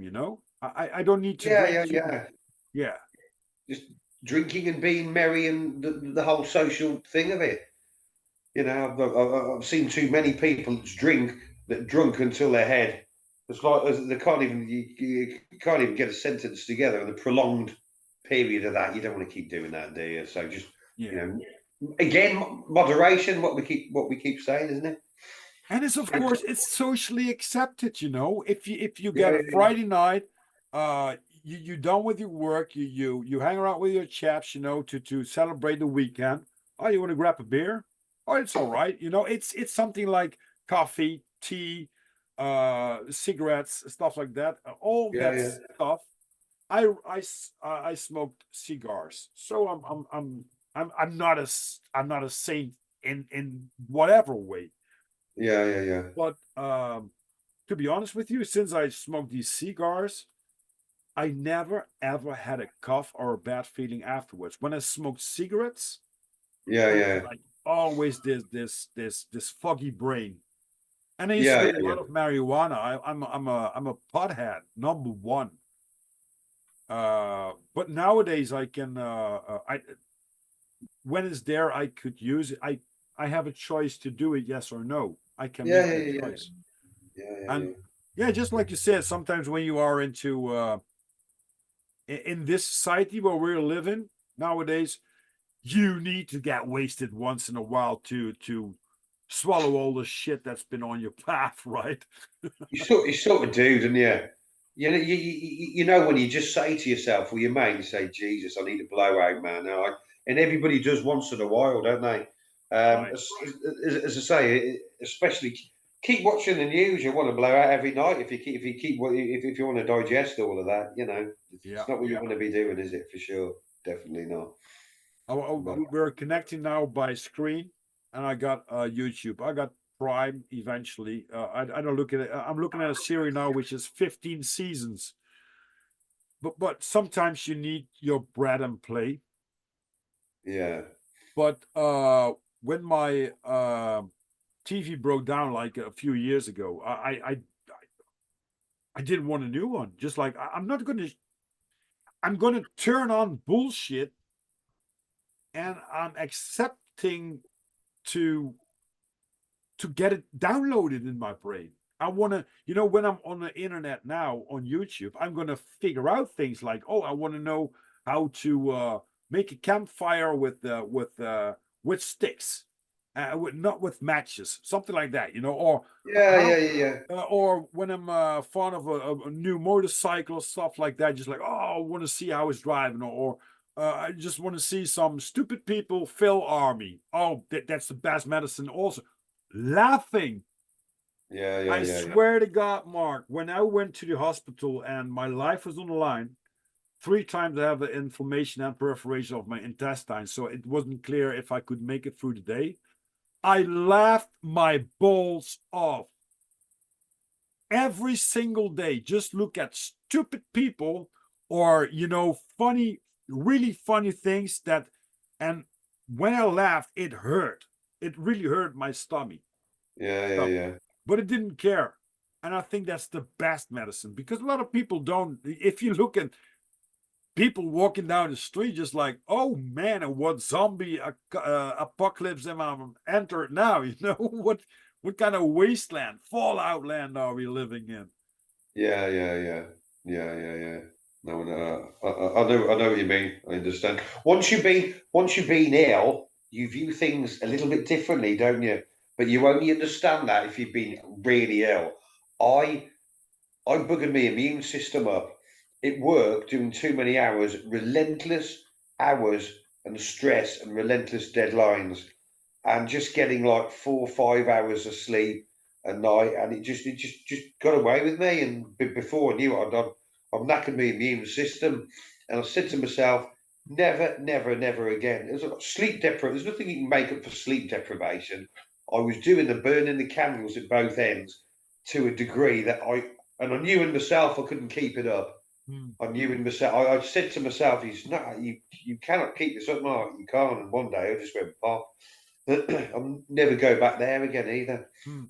Because you realise that if your health is so important. If you haven't got your health, not a fat lot of other things matter, do they? We know that, don't we? Oh, I think the real wealth is health. The wealth is health. That's Yeah, right. because Yeah, yeah. if you are a millionaire and you're not wealthy and you sickness is coming around the corner, But yeah, what does it matter if you're a billionaire? right? If your heart's on the way out or whatever. I'd rather be healthy and broke. It's the richest thing, isn't it? Yeah, yeah, definitely. Without Yeah. without a shadow of a doubt. But when you're ill, it puts things into perspective like Oh that, yeah. doesn't it? Oh It yeah. really hits home. It really your values, and once you come out the other end of that, you view things a little bit differently, can't you? You really can. Yeah. So, And it took some while, and it's really hard, because I think a lot of people lose themselves in a rat race called life. I did yeah, that. yeah. I did that. I was not. I've done it too. I'm guilty. Hands up, guilty. In the Yeah. marketing days, yes, we've been there. Two Oh hands. yeah, yeah. I got no more hands. Yeah. Woo! Yeah. Right, isn't it? Yeah. I But didn't once, come up for air. I was living out of a suitcase. I was flying from A to B in cities all over the world. I hadn't got time to take stock. I hadn't got time to do anything for myself. It was a complete rat race. It really was. And you were what? You were accounts manager or something? Did you yeah, say? yeah, I did. Well, I did several jobs, but I flew across the world also for ecological and biological products at the time. Okay. I sold motorcycles. I sold furniture, and I did automotive products for the automotive industry. I did roof racks. on with Rhino products, as I pronounced with you. That was for DACH, so Germany, Austria, and Switzerland. Yeah. And basically, for some jobs, I flew to Spain, Brazil, England a lot. Yeah. So I saw some of the world. But the thing is, I was doing stuff like an actor, I always say. Uh, Give me a brush and an overall, and I'm a painter. Give me a hammer and overall, and I'm a carpenter. But I'm not. I'm just doing that role, and that role didn't fit it into me. Yeah. Yeah. Yeah. I'm Yeah. Rob. I'm just like people say, just like, oh, I'm a truck driver. No, you're not. You're not a truck driver. You are driving a truck for living, but you are not a truck driver. Yeah. Yeah. You Yeah. know what I mean? Mm. It's something that, and that's what I meant with this rat race. People have to hold up, and so many distraction and so many things they're gonna put on you. I call it the CPR, the commitments, priorities, and the responsibilities that you have. These are the only things that count in a lifetime, and it could be Yeah. Yeah. throughout the day, a Mm. week, a month, years, right? Decennia. That's the only thing you have to be accountable for yourself. What's my commitment? What's my priority? Or what's my Yeah. Yeah. Yeah. responsibility? But I didn't take care of that at all. And just like you said, I was living from a from a suitcase. I went to beautiful cities. I never went there. I only saw darkness, hotel, sleep, Hotel rooms, breakfast, and get airport, sometimes airport meeting rooms, and just get back on a flight and bloody go back. Didn't see makes anything. no sense. Everybody in house at work was like, "Oh, you're lucky you're going to." I remember going to Berlin, and I actually did have a little bit of time there, half a day. But the majority of places, they said, "Oh, you're lucky you're going here now. You're going there." My God, I didn't see anything. It was get my portfolio out, do the presentation. You know, and there was, it was all shop and no downtime sort of thing. But I was hell bent. I wanted to be marketing manager. Do you know what? I said I'd have killed myself to get there, and I've just told you, and I nearly did. I bust my immune system trying to get to market. I was that hell bent to do it. That was when I knackered my immune system doing so many hours with relentless deadlines. Yeah. And then when you get there, you think, so is this all that it's cracked up to be? Like you Right. clinical. Do you know what I mean? You're like there. You think you stood on top of a podium and thinking, is this it? Was that Right. it? Was it really worth all the bloody effort in the first place? I don't know. What's right and what's wrong? Was that right? Or was taking stock and taking a step back and going things at your own pace is a little bit more sensible? Exactly. And what really messed me up was I was trying to do with a fruitful, positive heart everything for the business, right? Yeah, yeah, yeah. Well, I didn't got well, I got the money on the end, but no such thing as like, wow, you did a good job. You know what's it called? Somebody just says to you that you're fine, that you're doing your good job. But what they said is just like, no, it's that's your job. And Yeah, yeah, then yeah. one of the days they said, yeah, but Rob, we got some expectations. And I was going into the path of more self-destruct as I am, figuring out that the things that I did weren't really good, and I really screwed up my mind with some thoughts. Just like I can't do this anymore. I'm not the person. I can't put on this role anymore. You know, I'm done with it. And I Yeah, yeah. said to my job, to my manager, I said, you know what, with expectations, when you don't have expectations, nothing can go wrong. But when you do have expectations, you could get disappointed, my friend. That's right. That was the week when my burnout started. Yeah, yeah. When you're striving to attain a goal, when something goes out of kilter in your path, you're not best happy, are you? I'm No. still very result orientated. Just said to you, I mean, if it kills me, I'll do 5 albums in 5 years. But the difference is now I get to sleep, Rob. I actually, now I'll be honest. At one stage, I thought I was invincible. I swear to God, I did. I thought I could sleep 2 or 3 hours a day, do my job, and continue. I actually thought I was invincible at one stage Right. until I stopped, and then I thought, "Nah, you're not a machine at all, Mark." Oh yeah. Oh, and that guy with the hammer or whatever it's gonna be that's gonna take you down to the road like you're not. I saw myself twice floating above my own body. Mm. An out of I body was in this experience. limbo place, just like I'm aware that I'm here, but I'm also aware that I'm I'm not there in too. my body. Yeah, yeah, yeah, yeah. And it was like somebody just took me out, just like, you see that? You screwed up, motherfucker, big Yeah, time. yeah, And yeah. it's still, I have a coaching business. I do personal coaching and business coaching. And to all my coachees, I say it's not something that I want to point out on the course that, oh, no, I'm the wealthy expert. No, no, no. I'm struggling with all the shit that I wrote down every single day. Yeah, yeah. Because it's not something like, oh, I saw the light and now I'm just like fluorizing all over the place. No, no, no. It's every single day I have to get myself together and do the things that I'm, makes me happy. And sometimes it's involved with stuff that you have to do, right? Yeah, I yeah, mean, yeah. but the way I do it, the way I'm balanced. I mean, for God's sake, it's Sunday evening. A lot of people are now probably chopping some chips, beer, and watching a football game. We're doing having a great conversation, and Yeah, yeah, yeah.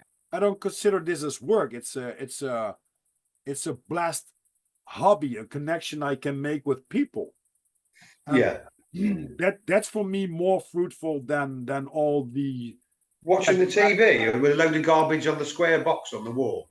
right. Yeah, And when you turn it out, it's just like a black mirror. that's right. Yeah, yeah, Yeah, yeah, yeah. Very dubious. yeah, We could go into, and I bet you know why the TV was developed in the first place. telling a vision, telling programming. Yeah, yeah, yeah. It's all down. Yeah, yeah, yeah, yeah. All of that sort of stuff. Yeah.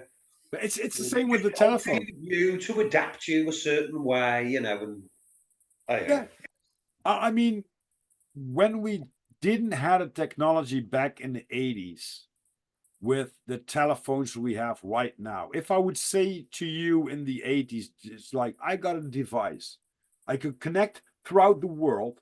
I can make pictures and videos and upload them to a platform so everyone can see them. yeah, And I can download my emails with it and I can communicate with it. You would say you are totally ready for the loony bin. yeah, yeah, But look at us now. I mean, if you look at the younger people, not to be an old guy, but they're stuck with it. And me too. oh I mean, we need the technology now to communicate with each other, which is good. yeah, yeah, yeah, But I have to be aware that I'm not gonna scroll, all the yeah, timelines of Pornhub every single day because yeah. There's kids can't take the face away from the screen, can they? Do you know what I mean? Walking down the road with it, crashing into people because they're so fixated right. on that. And they're Oh, bloody. there's a war going on. Oh, I haven't seen that on Oh, social it's media. okay. I've just had a message on Instagram. This is more important. They did I think since a few weeks they pronounced here in the Netherlands that they're gonna uh that the military service is gonna be new introduced to 17-year-old people. Oh, okay. Yeah, you I think there's going to be a soap series though, right? It's going to be Yeah, yeah, like you yeah. see all these, oh no, I'm too much a vegetarian to touch that gun. And oh no, my nails are gonna crack when I'm gonna touch that gun. Oh, we with my purple hair in the middle of the night going to the Russians, they see you from a mile away. It's like lighting a cigarette in World War II and you got a hit shot by a sniper rifle. You know, when you see this purple guys coming out of this, it's but the Yeah. other way. I never went to military service, but the people that were in and they had to go, I could get out because of studying and stuff like that, whatever that was. But it was good for your discipline and to take care of yourself and for the Yeah, yeah. group, for the discipline. So, but the thing is, where I have a hard hat on is why you need people not voluntarily to be Kanonenfutter in German pronounced, you know, gun fat. If you don't make wars, you don't need people. And I would be the guy, just like if you are in a venue and a bar fight starts, right? You're not going to the people that are standing in the back that didn't have anything to do with it and said, okay, you're going to fight for me now. You're like, oh, it's your fight. So it should be like Frankie Goes to Hollywood. You know that Yeah. familiar video clip where I think it was Gorbachev and Bush in the ring when two tribes go to war. That's it. Yeah, yeah, yeah. Yeah. So if you're a leader of a country and you have a problem with the other ones, fight it out yourself. Yeah, Because you yeah. can only go to war when you have young men. When young men are killed, there will be no country, no backbone, no future. Yeah, yeah. Mm. And it's too bad that no matter where you are in this world, that there are still people disagree with each other. And the funny thing is, when you have General A and you have General B, for General A, the people behind General B are the terrorists and the bad guys. Mm. But for General B, the people and the general from A are the bad guys. That's right. Just the tables turn. Yeah, exactly. Mm. Exactly. Mm. And but I think it's all pointed out for an agenda that it's something that they want to pull off. But I think a lot of people are being more and more aware of the situation that we're in and about the conflicts we're involved. Mm. Yeah, but that gives us also some really good lyrics for punk, for rock, and for metal music. Yeah, yeah, yeah. Yeah, no, no, no, no, it's right. I mean, Ozzy Osbourne, when he was interviewed, said, with heavy metal, we can't write about, and the grass is greener and the roses, and, in all of this, that was literally pretty much verbatim what he did. You've got to write about hard, serious, topics and arguments and that sort of stuff. And Sabbath came, from Birmingham, very industrial. They were working. Tony Iommi worked in a factory. He sawed the end of his finger off and he made a plastic tip. It was unbelievable. He made such a guitarist. He made his own blooming finger end. He didn't have surgery. He made a plastic thing that he burnt there. There's a cute little story is when they reformed with Ozzy and they played the O2, we were playing next door to them. There's 302 rooms in the middle of Birmingham. So we're sound checking. The guitar was like this, shut up a minute. Can you hear that? We're obviously aware that Sabbath are next door, and you could hear them, and they were playing. I said, "That's Snowblind." So we went to the top of this room. We boycotted our practice and went just round the corner. We could see from the top down Sabbath reformation practicing. And I said, lads, this will never happen again. And obviously, it won't happen again. But we were listening to Sabbath sound checking when they reformed with Ozzy. Wow. I'm just trying to think. I wrote a few bits and pieces down, actually. I can't remember. It was 2012. It's Wow. 2012. The reformation gig with Ozzy. I said, that'll never happen again. Now and again, you just get some cute little things happen like that, don't you? It's a real one-off. But these are the cherries that give you a new positive vibe for the future and stuff like that. Just like the story I told you about Rat from the Verrucas, one of the oldest. They are older than the Sex Pistols, the Verrucas. Mm. I think they 1978 and I think 1979 Sex Pistols were formed, something like that. Yeah. So you just like this with this these little things, you know, that's been going on. And if you're listening to the song War Pigs from Yeah. Sabbath, it's just like pinpointed to the future right here. Gentlemen gathered in their masses, just like witches at black masses. That's it. It's That's it. there it goes again. And I think Maiden pointed out a lot of history with the albums that they made, because I think one of them is a historian, and I think two or three of them are from a conservatorium. So they really knew how to play, right? Yeah. But energy, and I was talking to Roscoe also about Flight 666, the documentary they made, and when they go into South Africa, South America, the people that quitted their jobs just to see Iron Maiden, and there's this priest. I think he has more than 200 tattoos of Eddie on his chest, and he said, "I'm the religion here. How I'm gonna preach that to the people is throughout Iron Maiden." A priest. A priest. Blimey. They are a global marketing phenomenon. I just so international, it's unbelievable. The management, blimey, who manages Maiden? Ron Smallwood, I think. Oh yeah. I think that's right. I mean, he must be one hell of a manager, I'm sure. But it's just a global phenomenon. The marketing, the work behind it, the artwork. It's It's an absolute legacy, isn't it? It really is. yeah.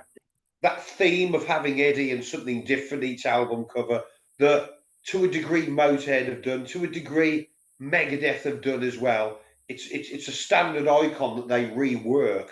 Yeah. We sort of started down that line now, but now we're alternative. We go a little bit more off kilter design, you know, a little bit more, you know, a little bit more bizarre sort of thing. Right. But that's how we started off.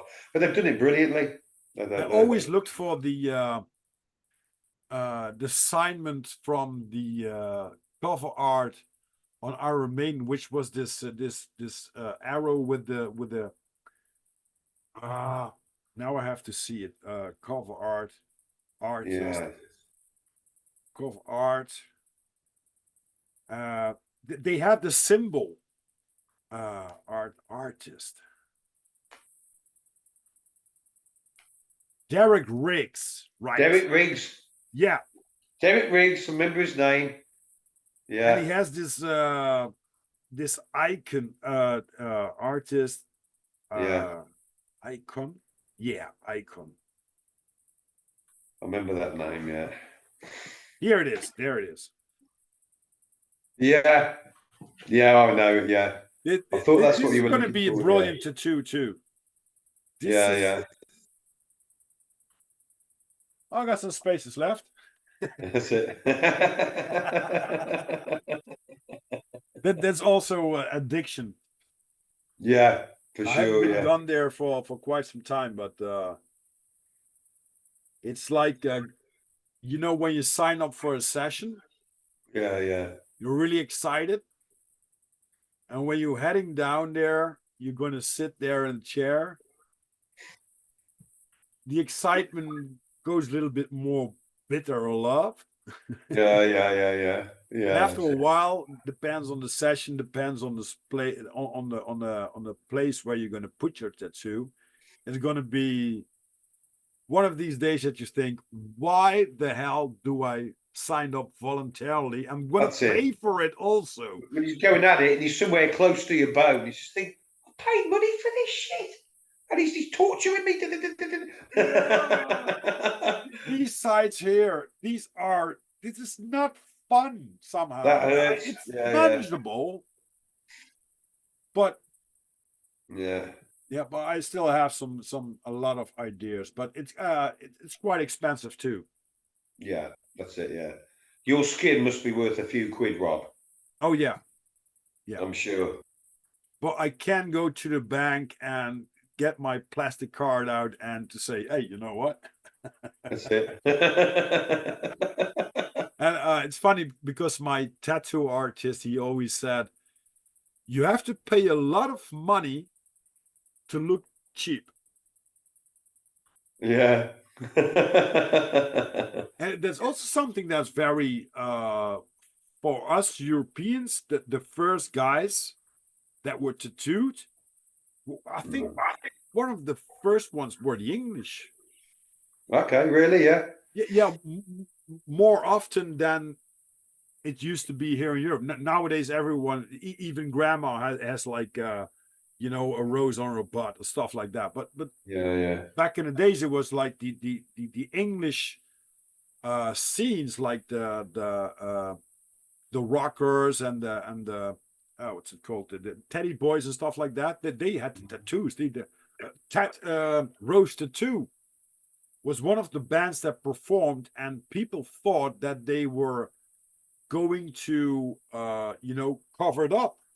It didn't know it Yeah. was real. Rose tattoo. Remember them too? Yeah. There's a bit of a blast from the past. Yeah, it is, but it's still rocking on. And Yeah. when you said ACDC, I totally agree with you. But when you look at the first albums with Bon Scott, Yeah. that little brilliant guy, He he was great, wasn't yeah. When you he? hear the Yeah. sound and when you hear this voice, and he He died he, a he long had time something, ago. didn't he? Yeah. Yeah. Definitely. I mean, there was a sorry story about. Did you know Diamond Head, the group? Who? Diamond Head. Have you heard of them? Diamond Head. Yeah, yeah. Yeah. I think one of the kudos about those at the moment is that Metallica covered four of their songs. Sure. So Brian Tatler, who's the guitarist from Diamond Head, he actually got a call recently, and he's playing now for Saxon.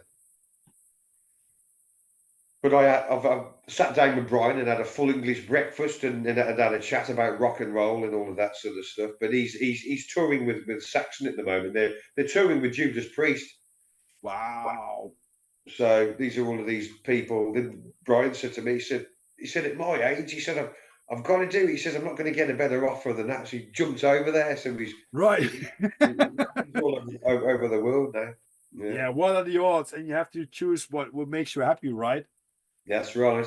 Yeah, And definitely. and I think if you go to the rock and roll lane of stories, that I know one story. I think that eventually Lemmy told the story, and he didn't knew if it was true, but if it was true, it was the best story ever.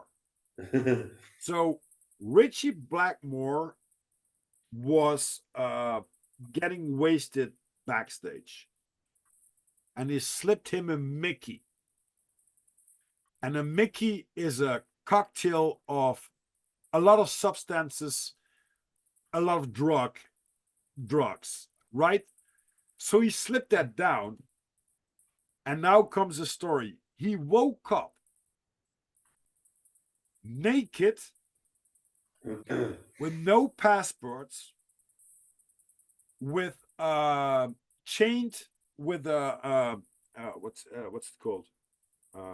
Handcuffs on a Yeah, steering wheel of a rental car on a ferry to Iceland.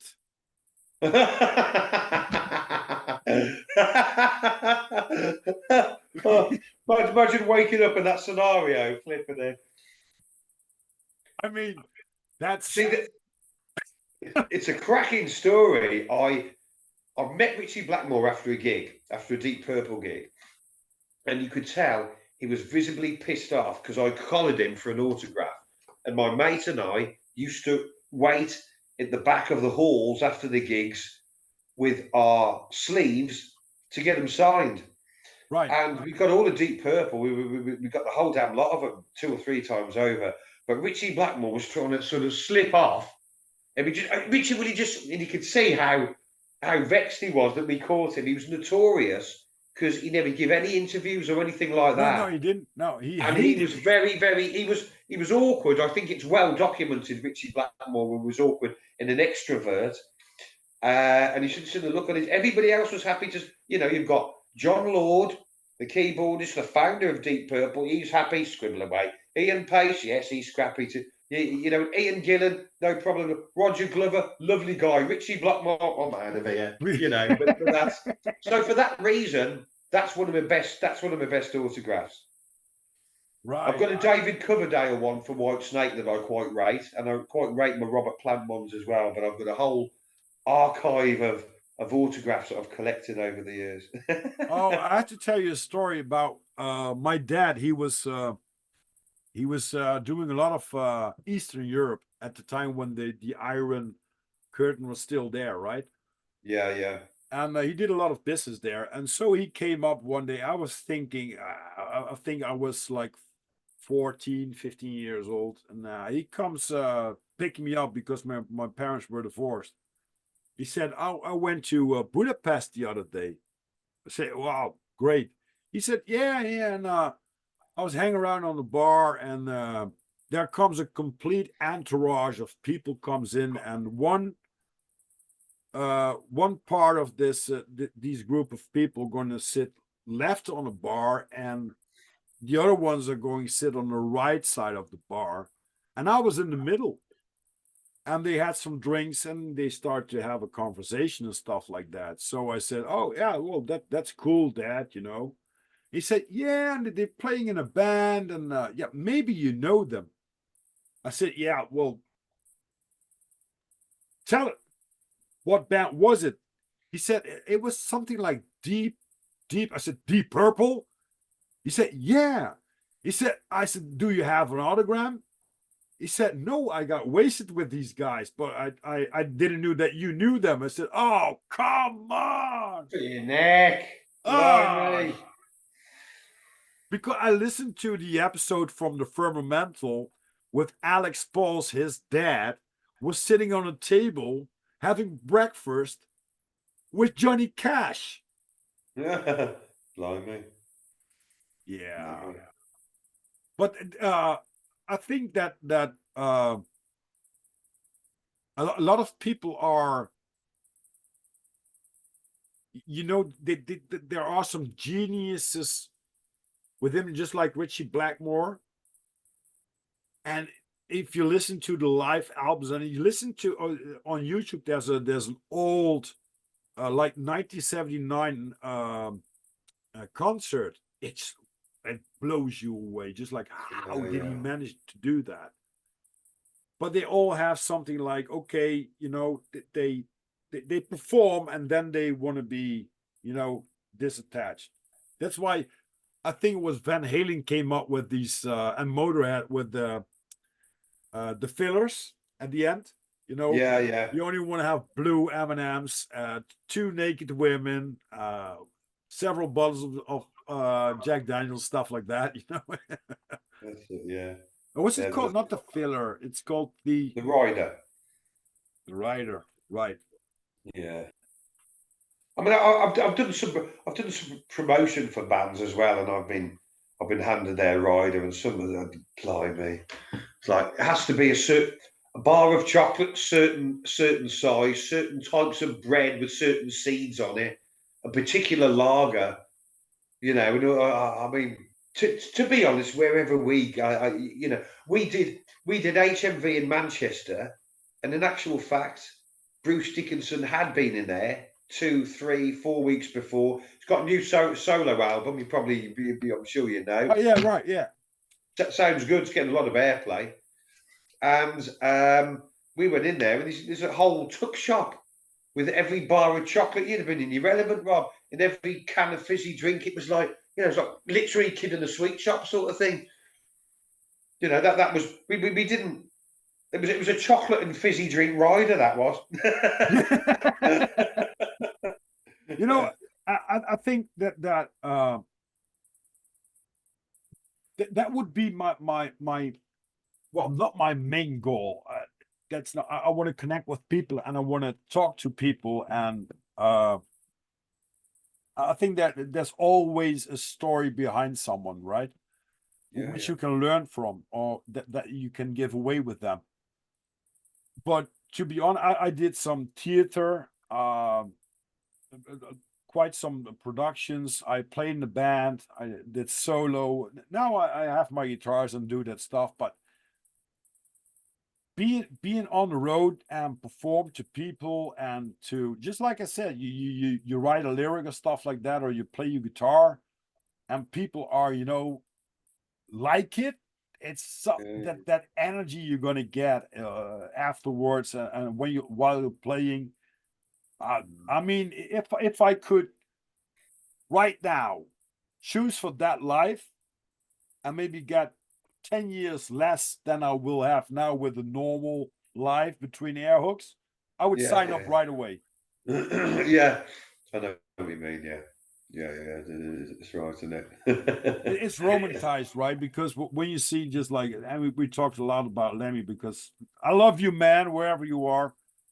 Um, I think they had figured out when they are on tour, you have this big bus, and you have one toilet on the bus, but you can't use always the toilet. So what they found out is, when they had diapers on, true story, you can sit there for hours.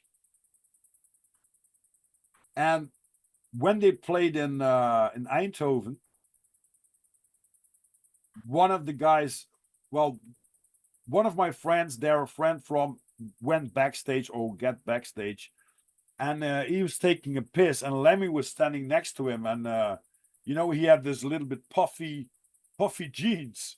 Yeah, And Lemmy figured out that this guy was looking at him. He said, "Yeah, when you're a lot on the road, you need diapers to hold it up or not to hold it up, and you're clean anyway."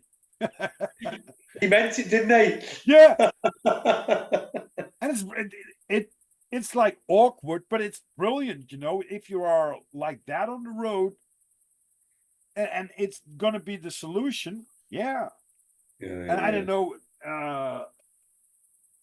tour buses are another dimension, man. These are some, there are some tour buses that you enter like the Twilight Zone within a few seconds, just like, what the, eventually also the smell sometimes that comes out. Emanating out there. Yeah. Not the most savoury environment that you want to be. Yeah, that you Yeah. want to be in, really, is it? Yeah.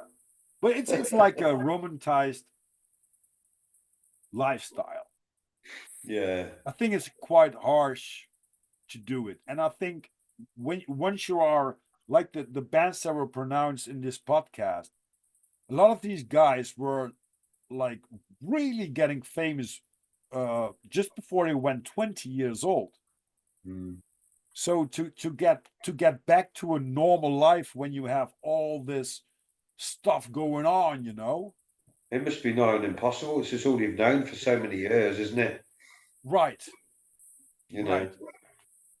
And it's just like, if you see documentary, or the movie made from Queen, from Freddie Mercury, Yeah. that Seen was a a few. great Yeah. performer too, and he only went 42 years or something like that.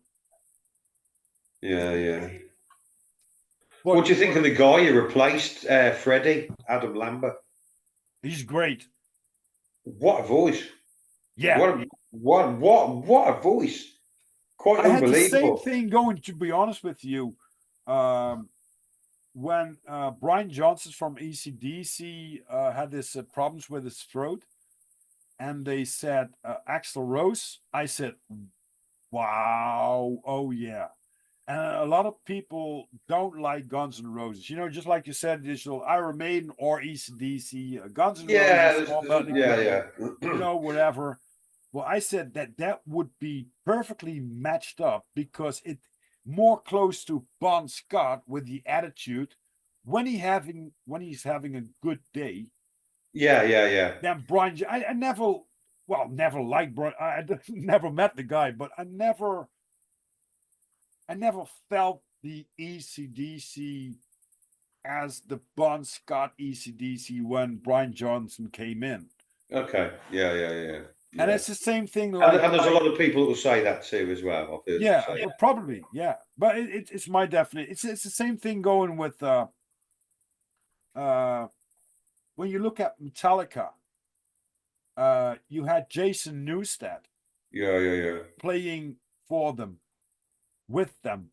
Yeah. He never got something. He always was just someone who fitted in for that time. Because everybody really liked Cliff Burton, you mean? Right, but not only that, Yeah. because I think even that Metallica said, "Oh, you're just a hired gun." That's something, you know. There are a lot of Yeah. musicians that play awesome music, and they are hired guns because they're playing better than the original artist. And Yeah. when who is this guy, Danny Trulio? No, with the bass. When he Robert. came in, he got Yeah. offered like $1 million, and he's really the part of the band and stuff like that. Jason Newsted never did that, and when you're listening to his solo albums, they Yeah. are fantastic. Are they? Are they? I haven't heard his solo stuff. I Really remember him cool. saying it cost him a hell of a lot of money to no avail doing it. I remember reading that in the press. Right. Um, but yeah. But there was a particular fondness for people still go to Metallica gigs and hold up Cliff Burton signs, don't they? You know what I mean? It's one of those. It's like the Bon Scott thing, isn't it? Really, very Yeah. similar. But the same goes with Metallica, like Kill 'Em All, Ride the Lightning, Master of Puppets, and Justice for All, like Dyer's Eve, I liked. It's a really Okay. fast song. And then for me, that was Metallica. So you like the raw stuff? You're not a fan of the Black Album then, or anything? No. No. You like the raw stuff. And to be fair, Kill 'Em All, Ride the Lightning, Master of Puppets, phenomenal albums. Absolutely phenomenal. You know, some great songs. For Whom the Bells Toll on Ride the Lightning, Creeping Death. Some real good songs. You know, And I Motor like Flash off Whiplash, Kill 'Em All. the Four Four Horsemen, living and Living dying, and laughing and dying, crying. laughing and Once you have crying. seen it, you never be the same. But life is fascinating. It's just how it seems. Hard and savvy, is dirty and mean. But our breath, sour, live alive, and I can't take it any other way. Yeah, that makes my body move. You know, it's something like Yeah. in the Yeah. system. You can't disconnect that. I think even if I'm gonna be fucked up and being in a elderly home and stuff like that, 80 years old, too much drugs, too much party, too much booze, too much fucked up in my life.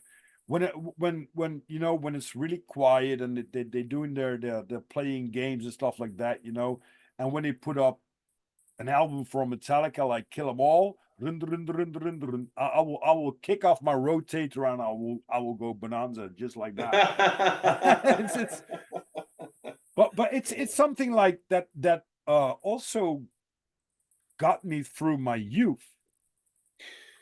Music does. Can you think of a certain album that was playing all of the time while you were going through a tough period in your life? I can name your albums now. I can name my album, the album I was listening to when my old man was not very well and all the rest of it. But sometimes when that happens, I'm not sure.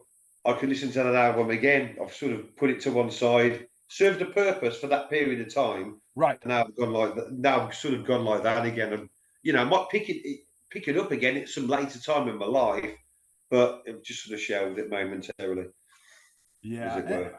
It's also that sometimes when you are meeting people of the scene that you're in, they pronounce bands that you heard about that they are.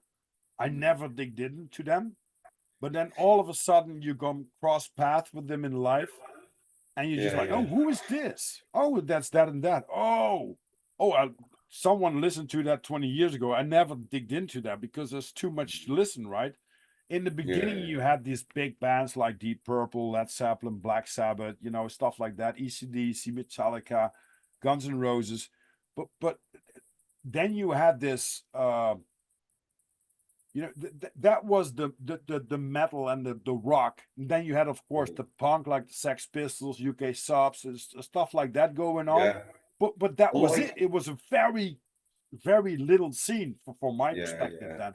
But I like nowadays, the, every single band wants to have a new sound, a new this, yeah, a yeah, new yeah. that, and um, there's so much going on in the music industry, especially with the digitalizing of technologies. I have my own studio right here. If I have a Yeah, yeah, yeah. laptop, Yeah, it's yeah.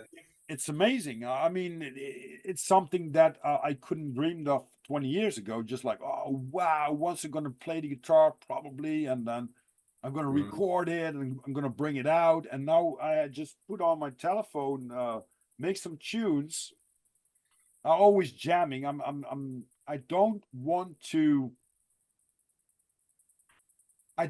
to play the song as it should be played.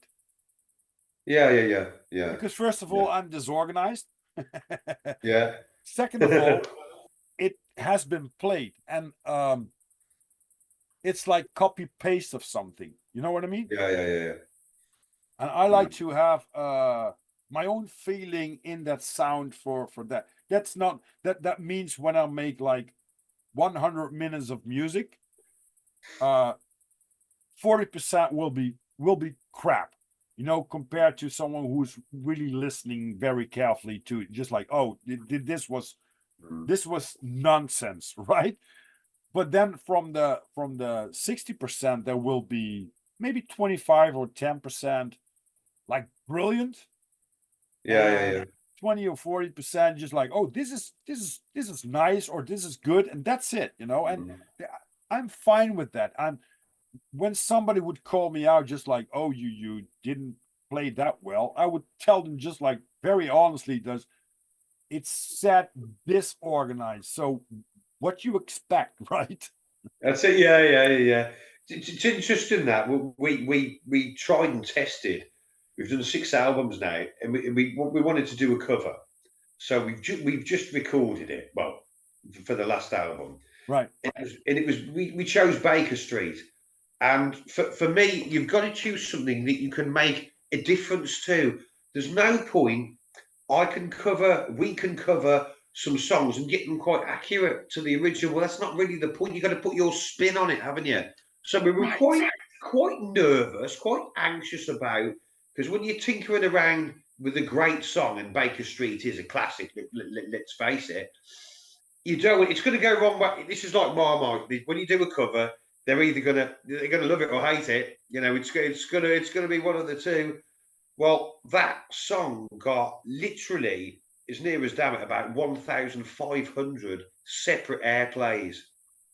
1,500. But the reason being, and this tactic works, because it's a generic song. Traditionally, our airplay has gone on to rock stations. So this one, Rob, it's a generic song. You can go on any bloody station you like, all over the world, anywhere. Right. Because it's generic. We rockified it up and chugged it along a little bit, and people loved it. But as a marketing tactic, I was probably quite chuffed with that. Because it Right. reached station, and it got literally 1,500 separate radio plays in Baker Street, and also a lot in the States, a lot in the US as well, because I saw the radio reports come through. So tactically, that worked really well. We always get our airplay, and we've been played on, in the US and a lot of other countries for a lot of years. But this was slightly different because it was a generic song and it could go on any and every radio station, even though it was rocked up a bit because it's more of a sort of a generic. It's more sort of easy listening if you want to use that Right, phrase, right, yeah, yeah, isn't it? So we need to see if we can do that again. yeah, exactly, exactly. Well, Pick what's another the cover, so see if we can get it right again. yeah?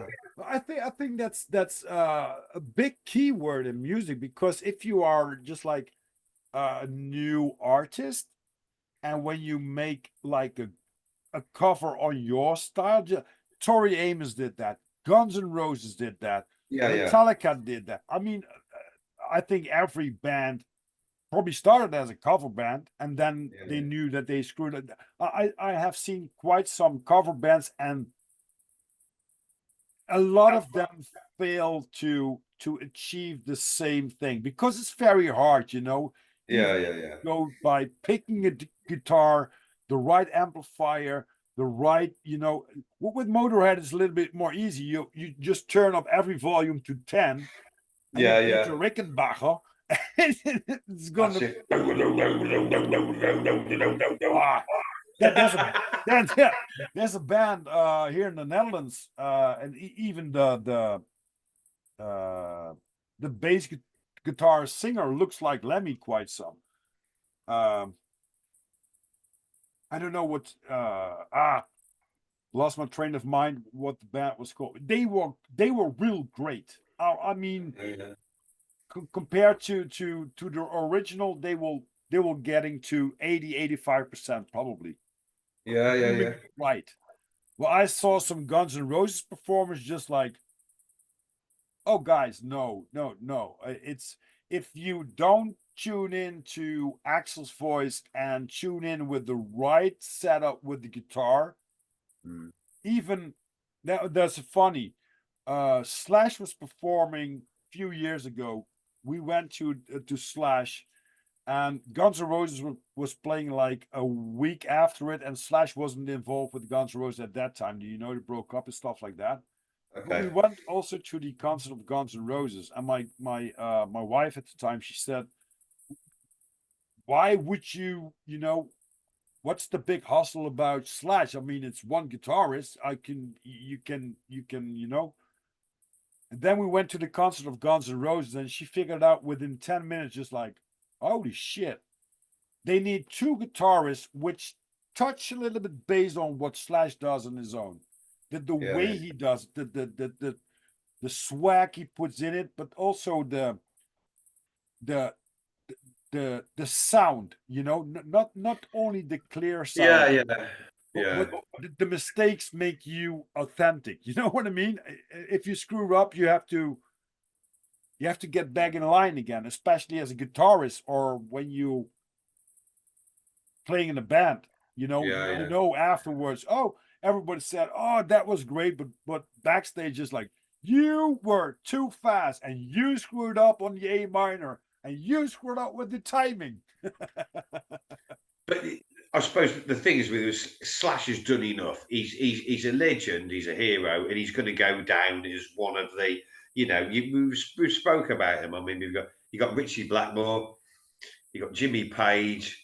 Who else have you? It depends where you want to go. I mean, Maiden's guitarist are Oh, phenomenal. Adrian Smith, Dave Hendrix, Bowie. I mean, they're Van phenomenal. Halen. There are a lot of people that Van have. Halen.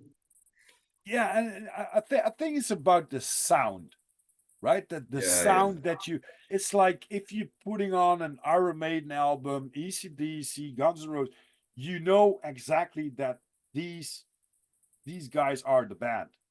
yeah, It's yeah, this sound, it's the magic that happens when you're with three guys, one rambling the drums, uh, guitarist, bassist, and maybe one singer. I listening to uh the Afro Shaolin Afro. They don't have any singer in it, so no vocals. But it's a little bit jazzy, and it's a little bit it's really fun. Shaolin Afronauts. Okay. Can listen to that for 4 or 5 hours without feeling bored. That's Yeah, something yeah, that yeah. it's really, listening to a lot of music, and sometimes you just like more in this perspective or that perspective, and then you feel the emotion, stuff like that, and then all of a sudden just like, okay, now I want to skip to something else, right? Okay, yeah, yeah, What's yeah. the craziest performance you ever had that you can remember on stage that you say, whoa, this was one of going into the books? I think it was. I was talking about it the other night. Actually, it was a place just outside of Birmingham, and it wasn't. It was a charity. It was a charity do, and it wasn't a particularly infamous place, but the atmosphere in there was fabulous. It just was. Sometimes you ever been to a gig and these intimate venues that seem to create an atmosphere that you just don't get in a big, auditorium sort of thing. And there was some people getting down on the front row to such a degree, and they were just bouncing. They were just up and down like this. The beat was going everywhere. I got down to the front row, and I was being animated and sort of singing at them like that. And then they're bouncing up and down, and then one of them passes a pint, and then and I'm drinking this pint, and then it's passed round, and it was just this closeness. It was just sort of like a little house party for a few minutes, sort of thing, on the front row. Right. It was really, really cool. But I really got down and were mingling with these guys, and we were sharing a beer with them and all the rest of it. It was just a real great atmosphere. It just was. But I also remember the 100 Club, which I mentioned before in Camden. That was a great gig too. Just you could feel it in the place, all the people that passed through there. It's such one of the most infamous venues in London. Hmm. So that was a pleasure to play there as well. It really was. Is it what's the greatest performance you ever saw? The greatest performance a gig that I went to. Okay, Yeah. there is one that sticks out in my mind. I'm just trying to be accurate with myself. And in actual fact, I bought with me sometimes. I keep all the ticket stubs for my gigs, and now and again, just like thumbing through them, and remembering what went on and all of the rest of it. Motley Crue with that plonker Tommy Lee going over a roller coaster playing drums upside down is quite something. But for old classic greats, it feels like about 3 or 4 years ago, Richie Blackmore came over and he did Richie Blackmore's Rainbow, and I thought, gotta go there. And it was Rainbow Classics, Deep Purple, and it was just like an evening of nostalgia with the man himself. I mean, he does folk music now. He's in Blackmore's Night, isn't he? That's what he Yeah, does, yeah, yeah. which is quite far removed. But they had a Medieval. vocalist. I think it's Candice. I think Richie Blackmore's Yeah, wife yeah. was I called. think Yeah, they told him in an interview that she is the longest lasting person in his life. really, because there's a lot of Yeah, people in this life. Because as a yeah, band member also. yeah, yeah, yeah. Well, Because that he that rain that rainbow gig was phenomenal, and there was a guy there who was taking off Ronnie James Dio, Graham Bonnet, and Jolyn Turner very, very, very well. And it was Ronnie Romero, and he sang it. I don't know if you know him, but he pulled off those very well. And you've got to think Jolyn Turner, if you know Jolyn Turner's voice, yeah. Dio, they're opposites. Because Dio, you've got that baritone gravel, haven't you? Jolyn Turner is a bit more sort of top end, high pitched. He's Hmm. I surrender. That's. And then you've got Graham Bonnet that does All Night Long, Down to Earth, and that sort of. And it was just an evening of nostalgia.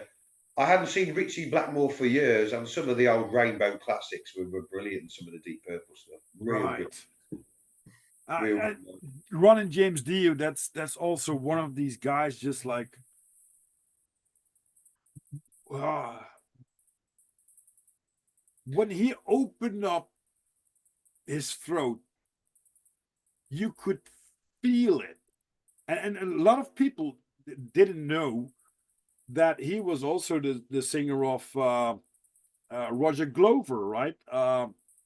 Love Is All. Yeah. That's the sound of this voice and this little man. I think he was, Tiny. He he was. was He was a really tiny. tiny Yeah. bloke. Yeah. I saw Sabbath when they toured Is Heaven and Hell, which was Sabbath with Dio. Okay. Now, some people will say, "What do you think of Heaven and Hell as an album?" Because it's a bloody good album, but it's not Aussie. I mean, Sure. to state the obvious. So you get this imbalance. But is a is who do I look up to as a vocalist? Ronnie James Dio for absolute sure as hell. And anybody that says that they've got him as a hero has got. I mean, he had everything, didn't he, for a Oh yeah. tiny little guy? I And used to I like think David Coverdale's early bluesy, gravelly voice with Purple. Not so much later, but and yeah, Coverdale and Dare probably a couple of my biggest influences. But I love, and we haven't mentioned them at all. We haven't gone here actually this particular subject, but I like the grunge out of Seattle. I like Pearl Jam. I like Nirvana. Yeah, Sound got a little bit of that. I'm a big Pearl Jam fan, and I love Pearl Jam for carrying on doing the things that they always did do. And they're the only ones left doing the grunge and champion that, aren't they? And they're very, right. very different. They have a new album, right? They have a new album, Dark Yeah, and it's Matter. quite good. I'm listening to 3 or 4 songs now from them. I wasn't into Pearl Jam a lot, uh, but Eddie Vedder is also just like did this poetry how he sings and the lyrics are just Yeah. yeah, and Got a lot of time for his voice yeah, and sometimes you listen to his lyrics and think, what the hell is he talking about? What that's a bit curious. What's that? But as long as he knows, but they're still very, very original, and I love them for sticking to their game plan and carrying on being original and just do you know what I mean? yeah, Irrespective yeah. of what else is going on. The Sonics. Yeah. They Yeah. have KXXP on YouTube, which is Okay. in a record store, and they're gonna perform, and it's just like 1, 2, 3, 4, and it never stops. And Eddie Vedder is gonna join them too. Is it? And Okay. I know that I was at Speedfest, which was a lot of metal and rock and roll bands and oi street punk stuff like that. And one of the gals pointed out, just like, no, I want to see the Sonics. I said, who? And we went to the stage, and these people were uh, way over 60, right? Okay. And they putting up the keyboard. They needed help to get on stage, for God's sake. But when they started, just like, holy cow, rock and roll from the fullest. They had quite some big hits like Stritcherin, Psycho, Yeah, uh, yeah. Love, Haze, Travel. I don't know if I pronounced it right, but they rocked. They really rocked, and I think I saw them back 5 years ago, something like that. And Okay. they eventually had to replace some people Mm. because all or they died or they couldn't travel because they were too old. But these are Yeah, one yeah. of the oldest garage punk bands that was out there, and they still performing like just Okay. like Yeah, yeah, yeah. they And go just it and they own it. yeah, yeah. As another gig just popped into my head that was good for nostalgia as well, and that was seeing ZZ Top. And I never thought I'd see them because they were just a band that didn't come to the UK very often. But if you remember, I mean, Eliminator, what a dirty big album that was. Yo, Undeniably, with give me all your loving on it. Legs, sharp dressed man, and all of that. yeah. Great album, isn't it? Yeah. So that was I not. mean, and they had quite good marketing. I mean, you have one guy with no beard that's called Beard, and you have two guys with a I beard. know, I know, I know. You know, it's the whole irony of it's brilliant, isn't it? In the Yeah, car with the flame going down and all of the rest of it. and That- it's and I really like that. And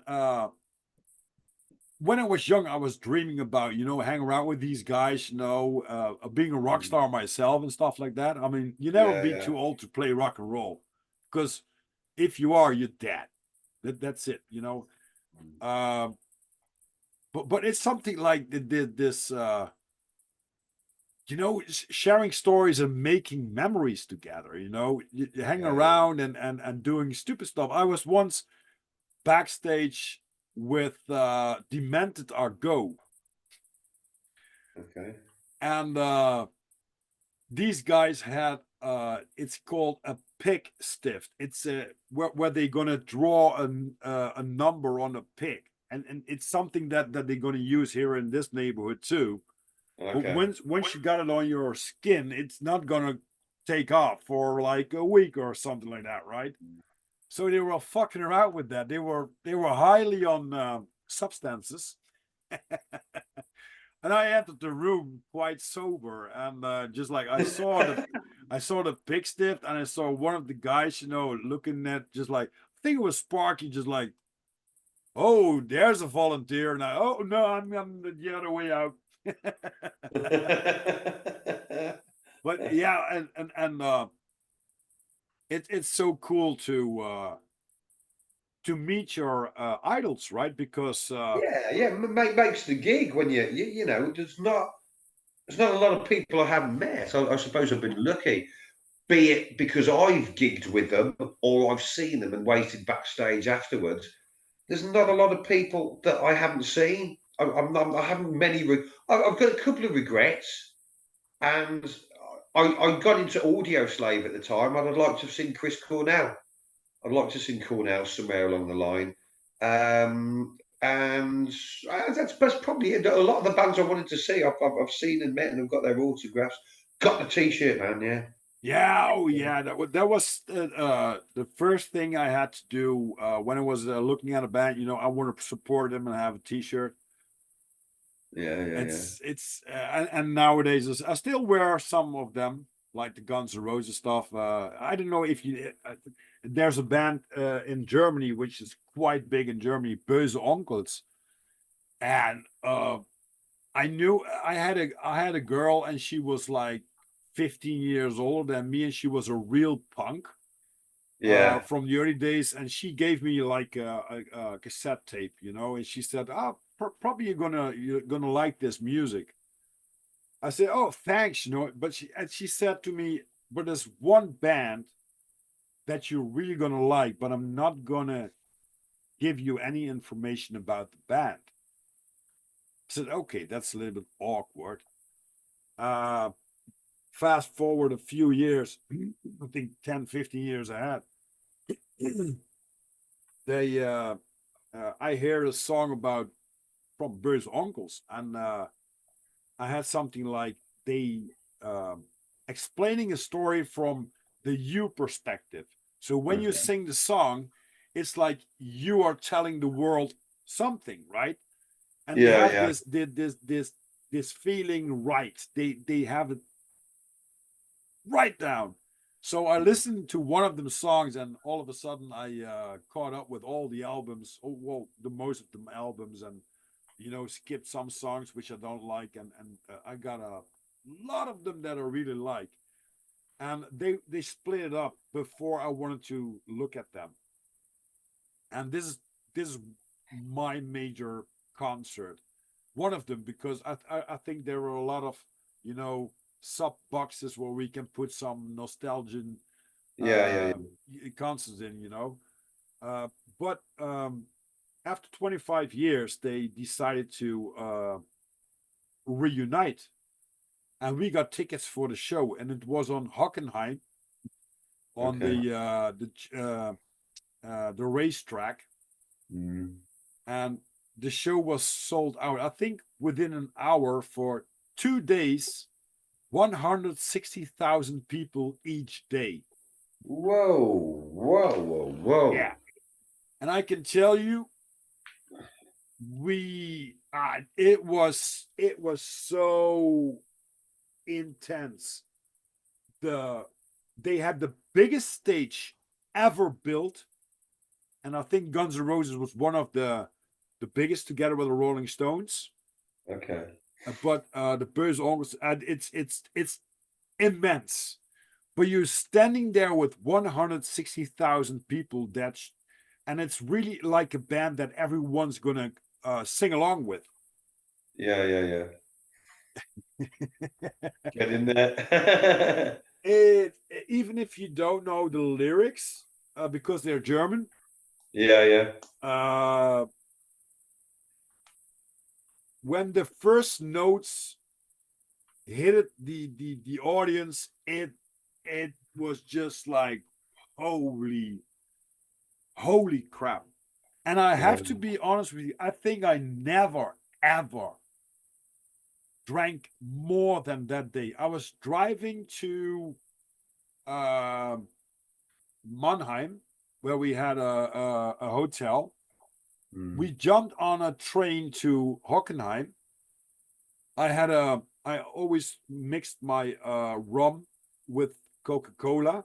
So I had like a quarter rum and then the rest is Coca-Cola. Right. But before we stepped out of the train, the bottle was gone. I mean, I was excited and stuff like that. But the thing is, everyone in Germany walks around with beer with the concept of Böse Onkel. So within the minute I emptied my bottle, somebody said, "Hey, why don't you have a beer? Here, have a beer. The first half liter, right?" So we were drinking along the way. We get down by Hockenheim. We get in a bus to go to Hockenheim, and we were probably driving for 20 minutes to get to the entrance, but all we saw was tents overall where you could look at, tents everywhere, like a camping place, right? Yeah, yeah. And the whole bus was screaming songs of Böse Onkels, like a really good time. We went there, and we had the section we had our own bar. And normally you have like this cans of Jack Daniels, Coke Jack Daniels. Yeah. But they didn't. But they had a bottle of Jack Daniels, which is great when you're gonna mix. So I said, "Oh, when they have that, I would please have a Jack Coke, right?" I think I drank, minimum of 15 of these things down, because I was drinking the same tempo as the guys with the beer. We were hanging around with three guys, my wife, a friend of us. So it was not like, but it was just like throughout the day, 15 Jacks. So it could be a half a bottle, three-quarter bottle. We went back home with the train and all the stuff. Half liters. Then when my wife said, "Oh, finally we are at the hotel," I saw in the blink of an eye an Irish pub.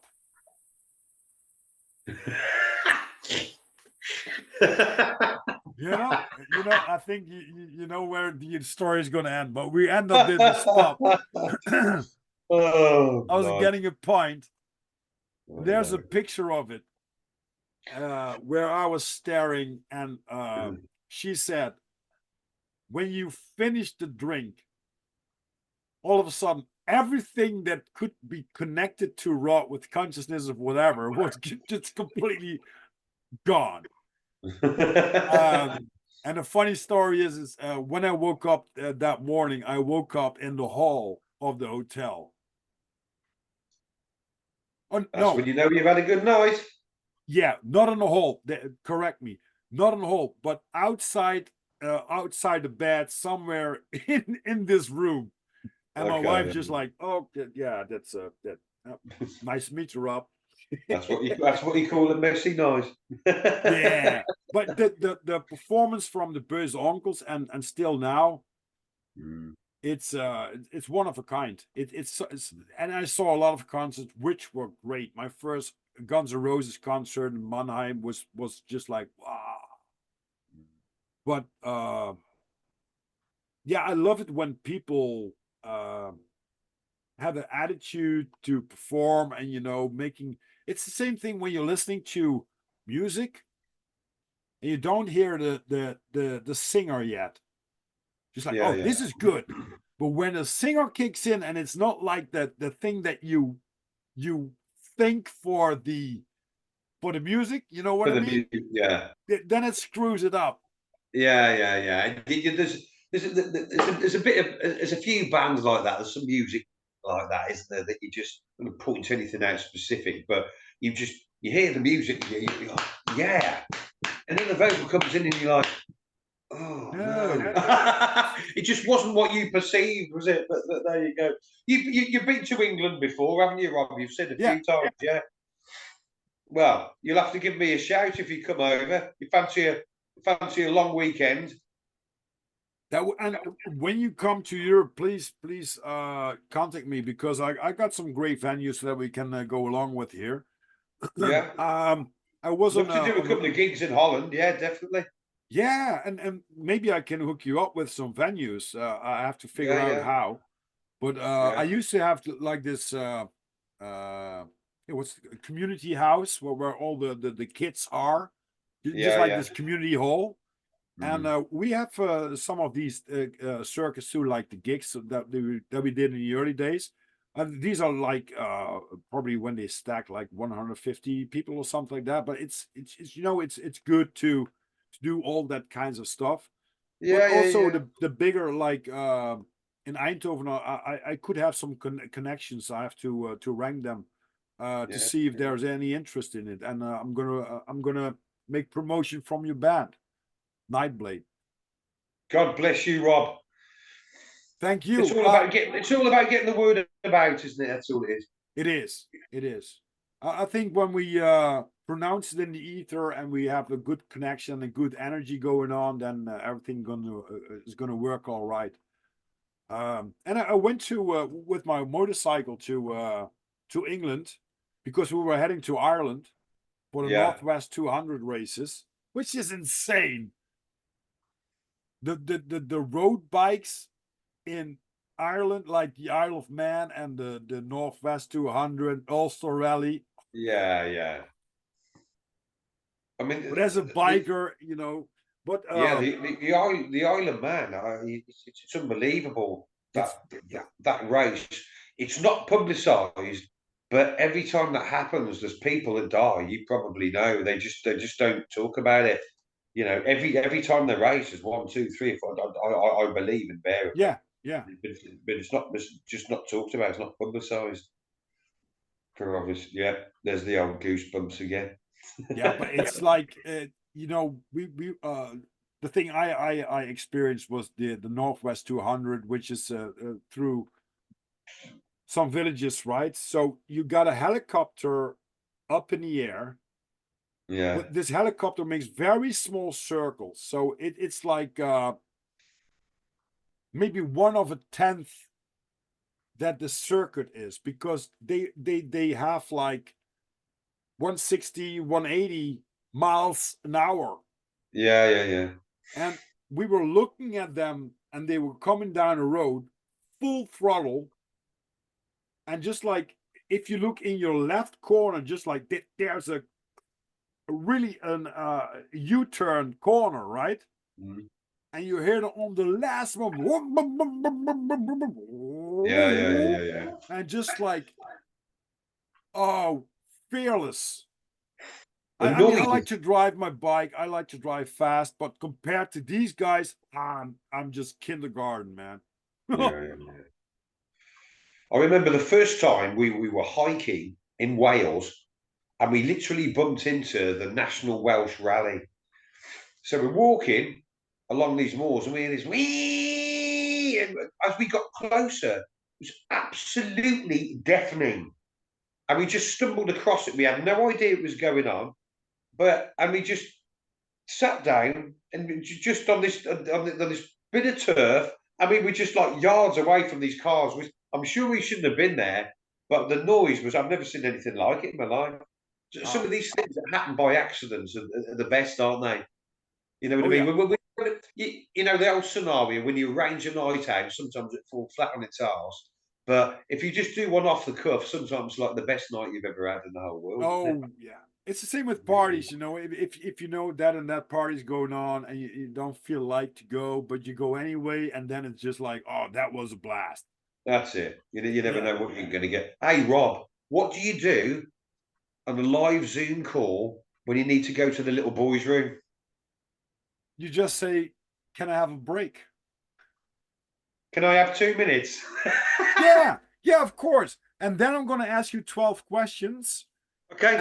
and then we're going to cut it off because we're already 7, 8, 9, 6, 7, 8, 9, 3.5 hours again ahead. We've nearly been talking we've nearly been talking half a day. I'll be back in 2 minutes. Yeah, yeah, no problem.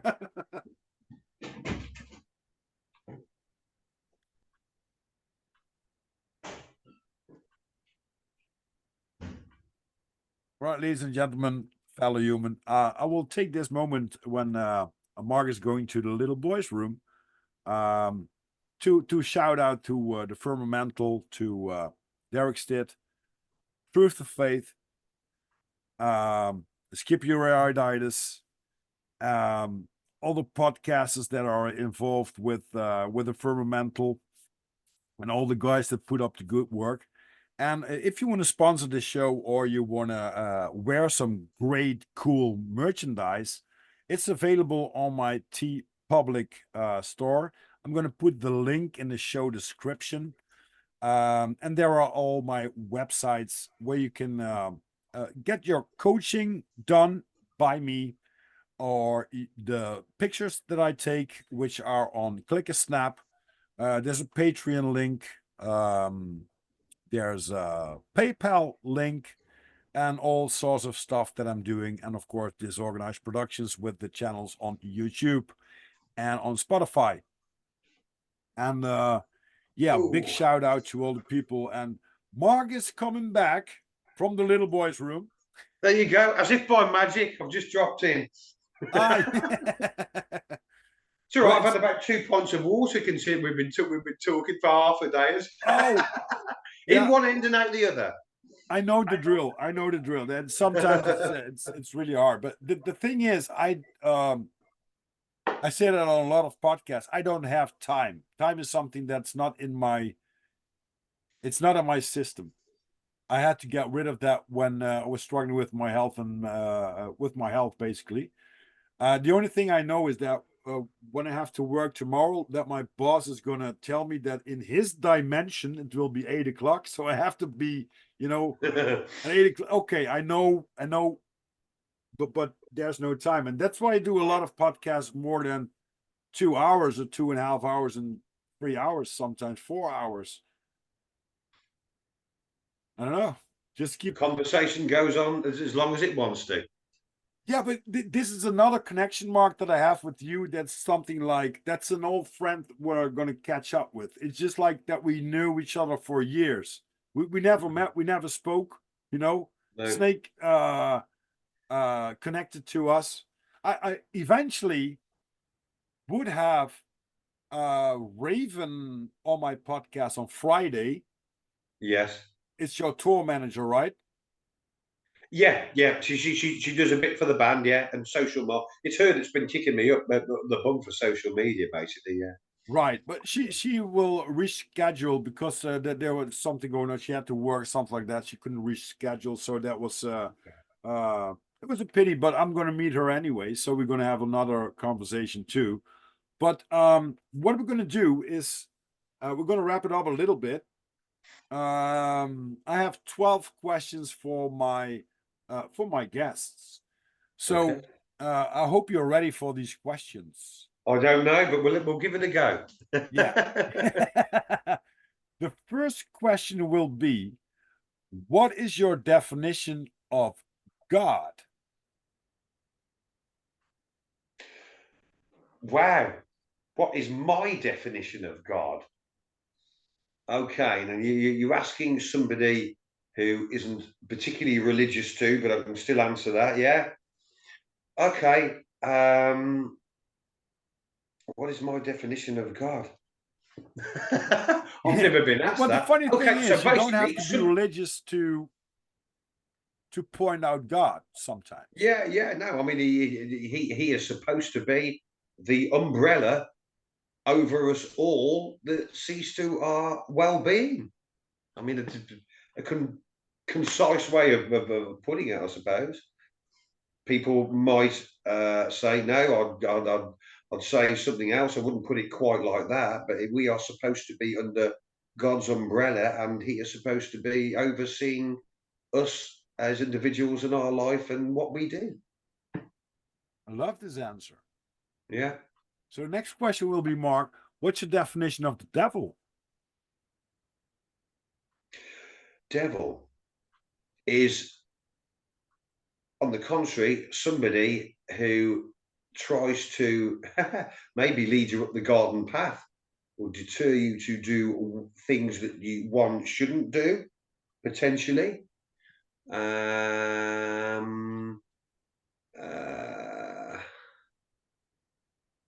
Just trying to expand on that a little bit.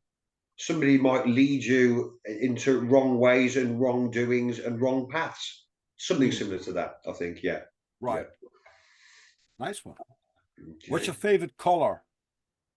Color blue, and it ties in with crystals as well. There's some crystals that really work for me.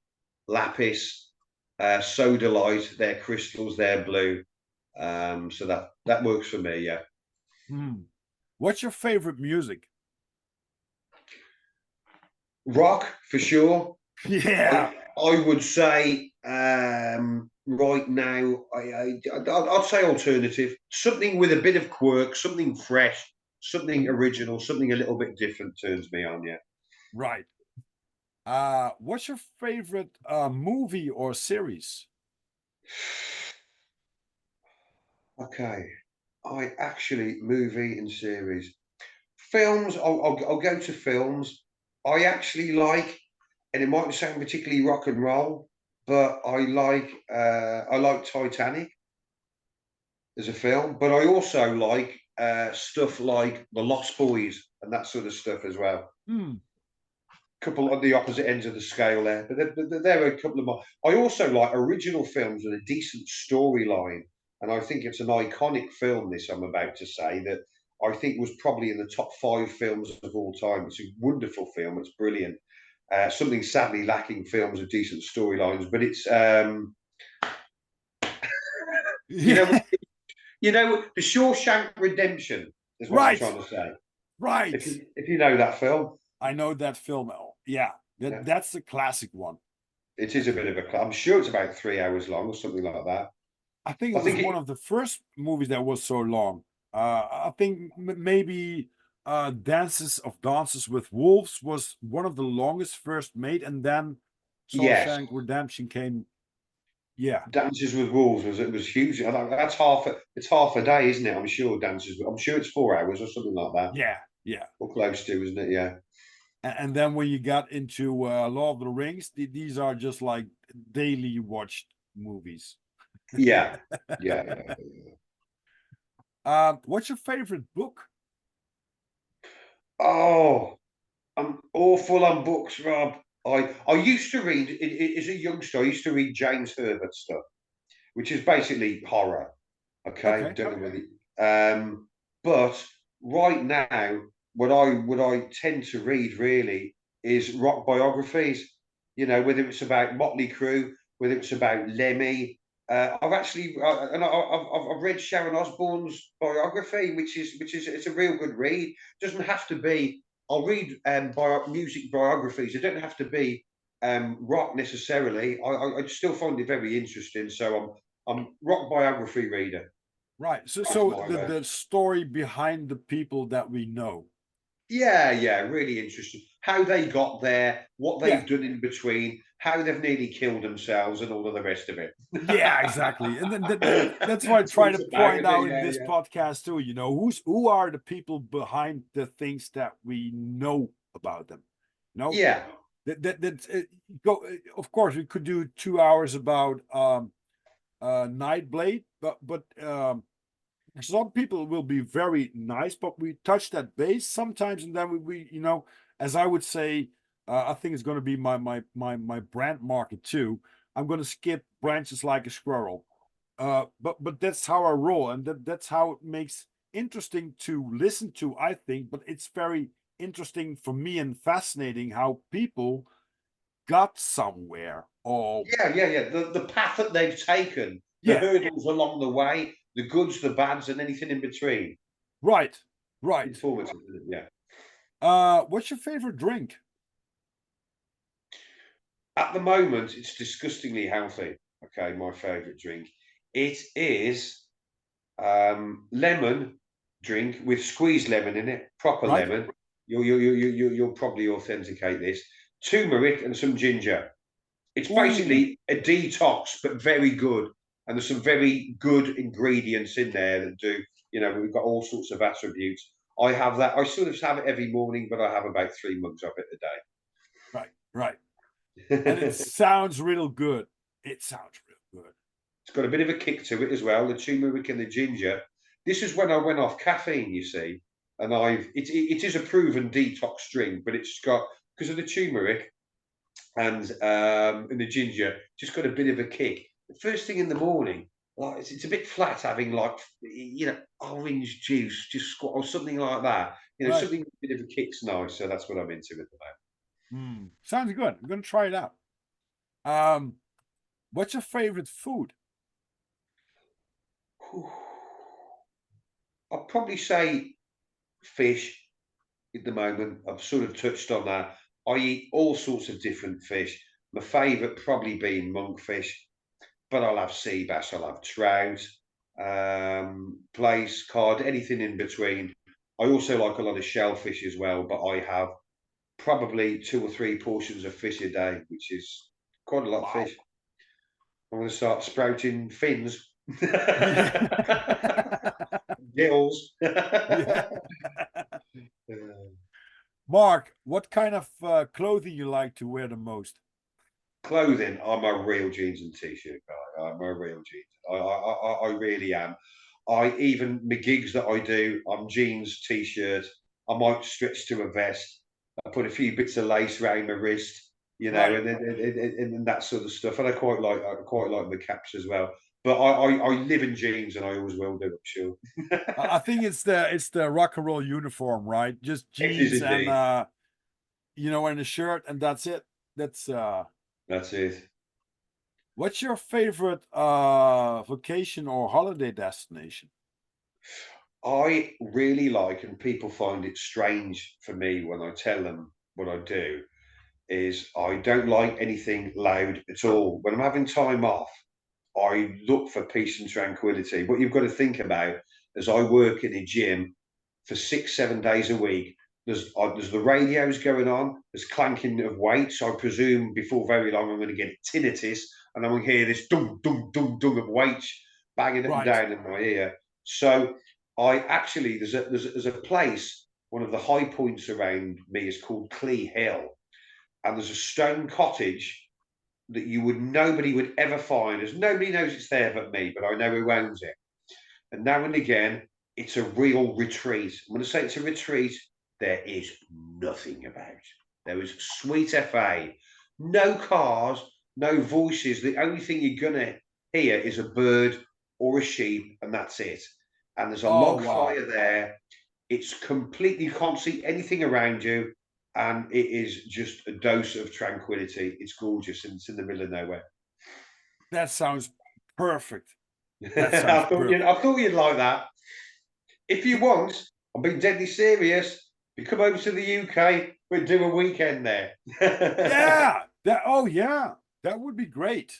That would be great. And I have to figure out because um Somehow there's something happened to my life for the last four months, and I'm podcasting right now that I'm attached to some countries that I have to visit and I want to visit to meet the people Yeah. we're connected with now, because there's something going on with the connection that isn't it's very hard to explain, Okay. because I know some people from really back in the days, and they're still my homies. That's not the issue, but somehow you got some clarity in your path when you meet new people with a mindset and stuff that they do right now. Yeah, yeah, yeah. That makes that there are no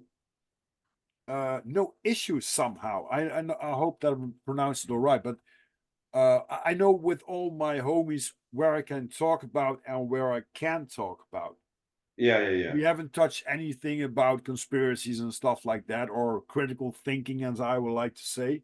But a lot of people waking up, and once you went down one or two rabbit holes, it's very hard to have a normal conversation, because people have something like, "Oh, that's a," you Yeah. know. We could talk a lot with what is on your t-shirt. I have tried to keep it just a little bit generic. Do you know what I mean? Rather than Yeah. but I know for a fact. I know your train of thoughts. I got picked up on. So you and I could have one hell of a conversation for sure. I'm sure about things going on in the world. Well, okay. I don't think there's With any two that ways. said, we already had a hell of a conversation, but this was just the cue for a part two is coming up, Okay, and then we're going to dive into that kind of stuff. okay. That would be great. That would be great. Rightio. You won't stop me, Rob, and I don't think I'll stop you either. But there you No. go. Okay, if this is edging up to 4 hours, this when we that's going to be 6 hours. We're Oh going yeah, to need a no props. fortnight, No two props. weeks. Uh, I'll probably go to the cottage with you. Take my gear with me. We're gonna do the podcast somewhere else, and then we go to the cottage to enjoy the Yeah, silence. yeah. And I got two more questions for you, Okay. Mark. What's your favorite quote? A favourite quote. It's probably nothing. It's more humorous than anything else, as opposed to something you. I just like me get up and goes, got up and gone. Yep. Don't know where it came from and all that. As I say, it's more humorous than factual and that sort of thing. But I tend to use it a lot myself as well. Right, right, yeah. Last question, Mark. What's your life's motto? I I am so time conscious. It's unbelievable. It's the most precious thing on the world. My motto in life, I strive to get results. I've already talked about I'm going to break my neck to do 5 albums. I have these little goals, these little achievements, these places I want to get to, these little ticks, these results that I need. And it's basic. My motto in life is don't waste any time. And I really try not to waste my time. But equally, with that, I almost sometimes I have to talk to myself to have a sit down and a rest. I'm a bit like, Mark, it's okay to take 2 hours off here and put your feet up. And I'm like, I ought to be doing this now. I ought to be no, that needs doing. I'm very time conscious like Right. that. I don't need anybody cracking the whip over me to hit certain deadlines. I am my own worst bloody enemy, Rob. Yeah. For Yeah, I sure. got some guys in the back too. I call myself also Rob, and Robbie, and sometimes someone takes it over from one of them three. And yeah, and I had to. That's one of the things I had to learn. Just like when I talked about expectations. Yeah, You could be disillusioned, or be what's it called, disappointed when you have expectations. But once you have said that, then you have to dig into your own system, just like, oh, wait a minute, what kind of expectations do I have for myself? And you know, that there's always something to work on, and everything that's been imbalanced, that means that one of these things that you did to get in balance is a little bit off balance, because otherwise there wouldn't be balance in the other things. There's always Yeah, some yeah, things to work around, right? yeah. That's right. Definitely. Yeah, Matt, Mark, I had a blast. I really had a Brilliant. great time, man. Me too. Appreciate all of your time. We've put the worlds to rights. We've done, what have we done? We've done 3 hours and 40 minutes. It's a reasonable stint. Right, Meanwhile, people have been snoozing and doing bugger all. We've been right. gassing away, and you know, it's been great. Appreciate you having me on, Rob. I really do. It's been a real good time. Thank you for hopping on Disorganized Production, and we definitely gonna meet up for part two. We keep in contact. Please Yeah, tell the people where they can find you, and I will certainly put the links in the show description. yeah, yeah, for sure. That will be going across all the social medias, where to find us. And if I could just give our Nightblade a plug, follow us on Instagram, on X, on TikTok, like and subscribe on YouTube. Blimey, it's a full-time job keeping up with all of these things, as I say. But there you go. But it's been an absolute pleasure, Rob. Really has. Thank you, Mark, and for all the people listening, keep on rocking in the first place. And for everyone that's listening, have a beautiful morning, a beautiful day, or a beautiful evening, no matter where you are on this beautiful plain planet.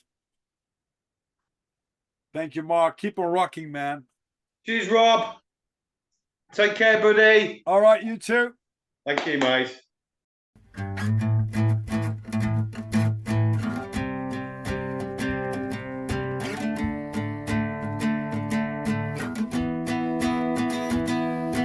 Running for all my life with the devil on my heels. He wasn't always kind, and he couldn't fulfill my dreams. I've been running for all my life with the devil on my heels. He wasn't always kind, and he couldn't fulfill my dreams. He's a pain in the ass, black as a night. God, show me the light. He's a pain in the ass, black as a night. God, show me the light and hold me tight. For I've been running for all my life with the devil on my heels. He wasn't always kind, and he couldn't fulfill my dreams. He's a pain in the ass, black as a night. God, show me the light and hold me tight.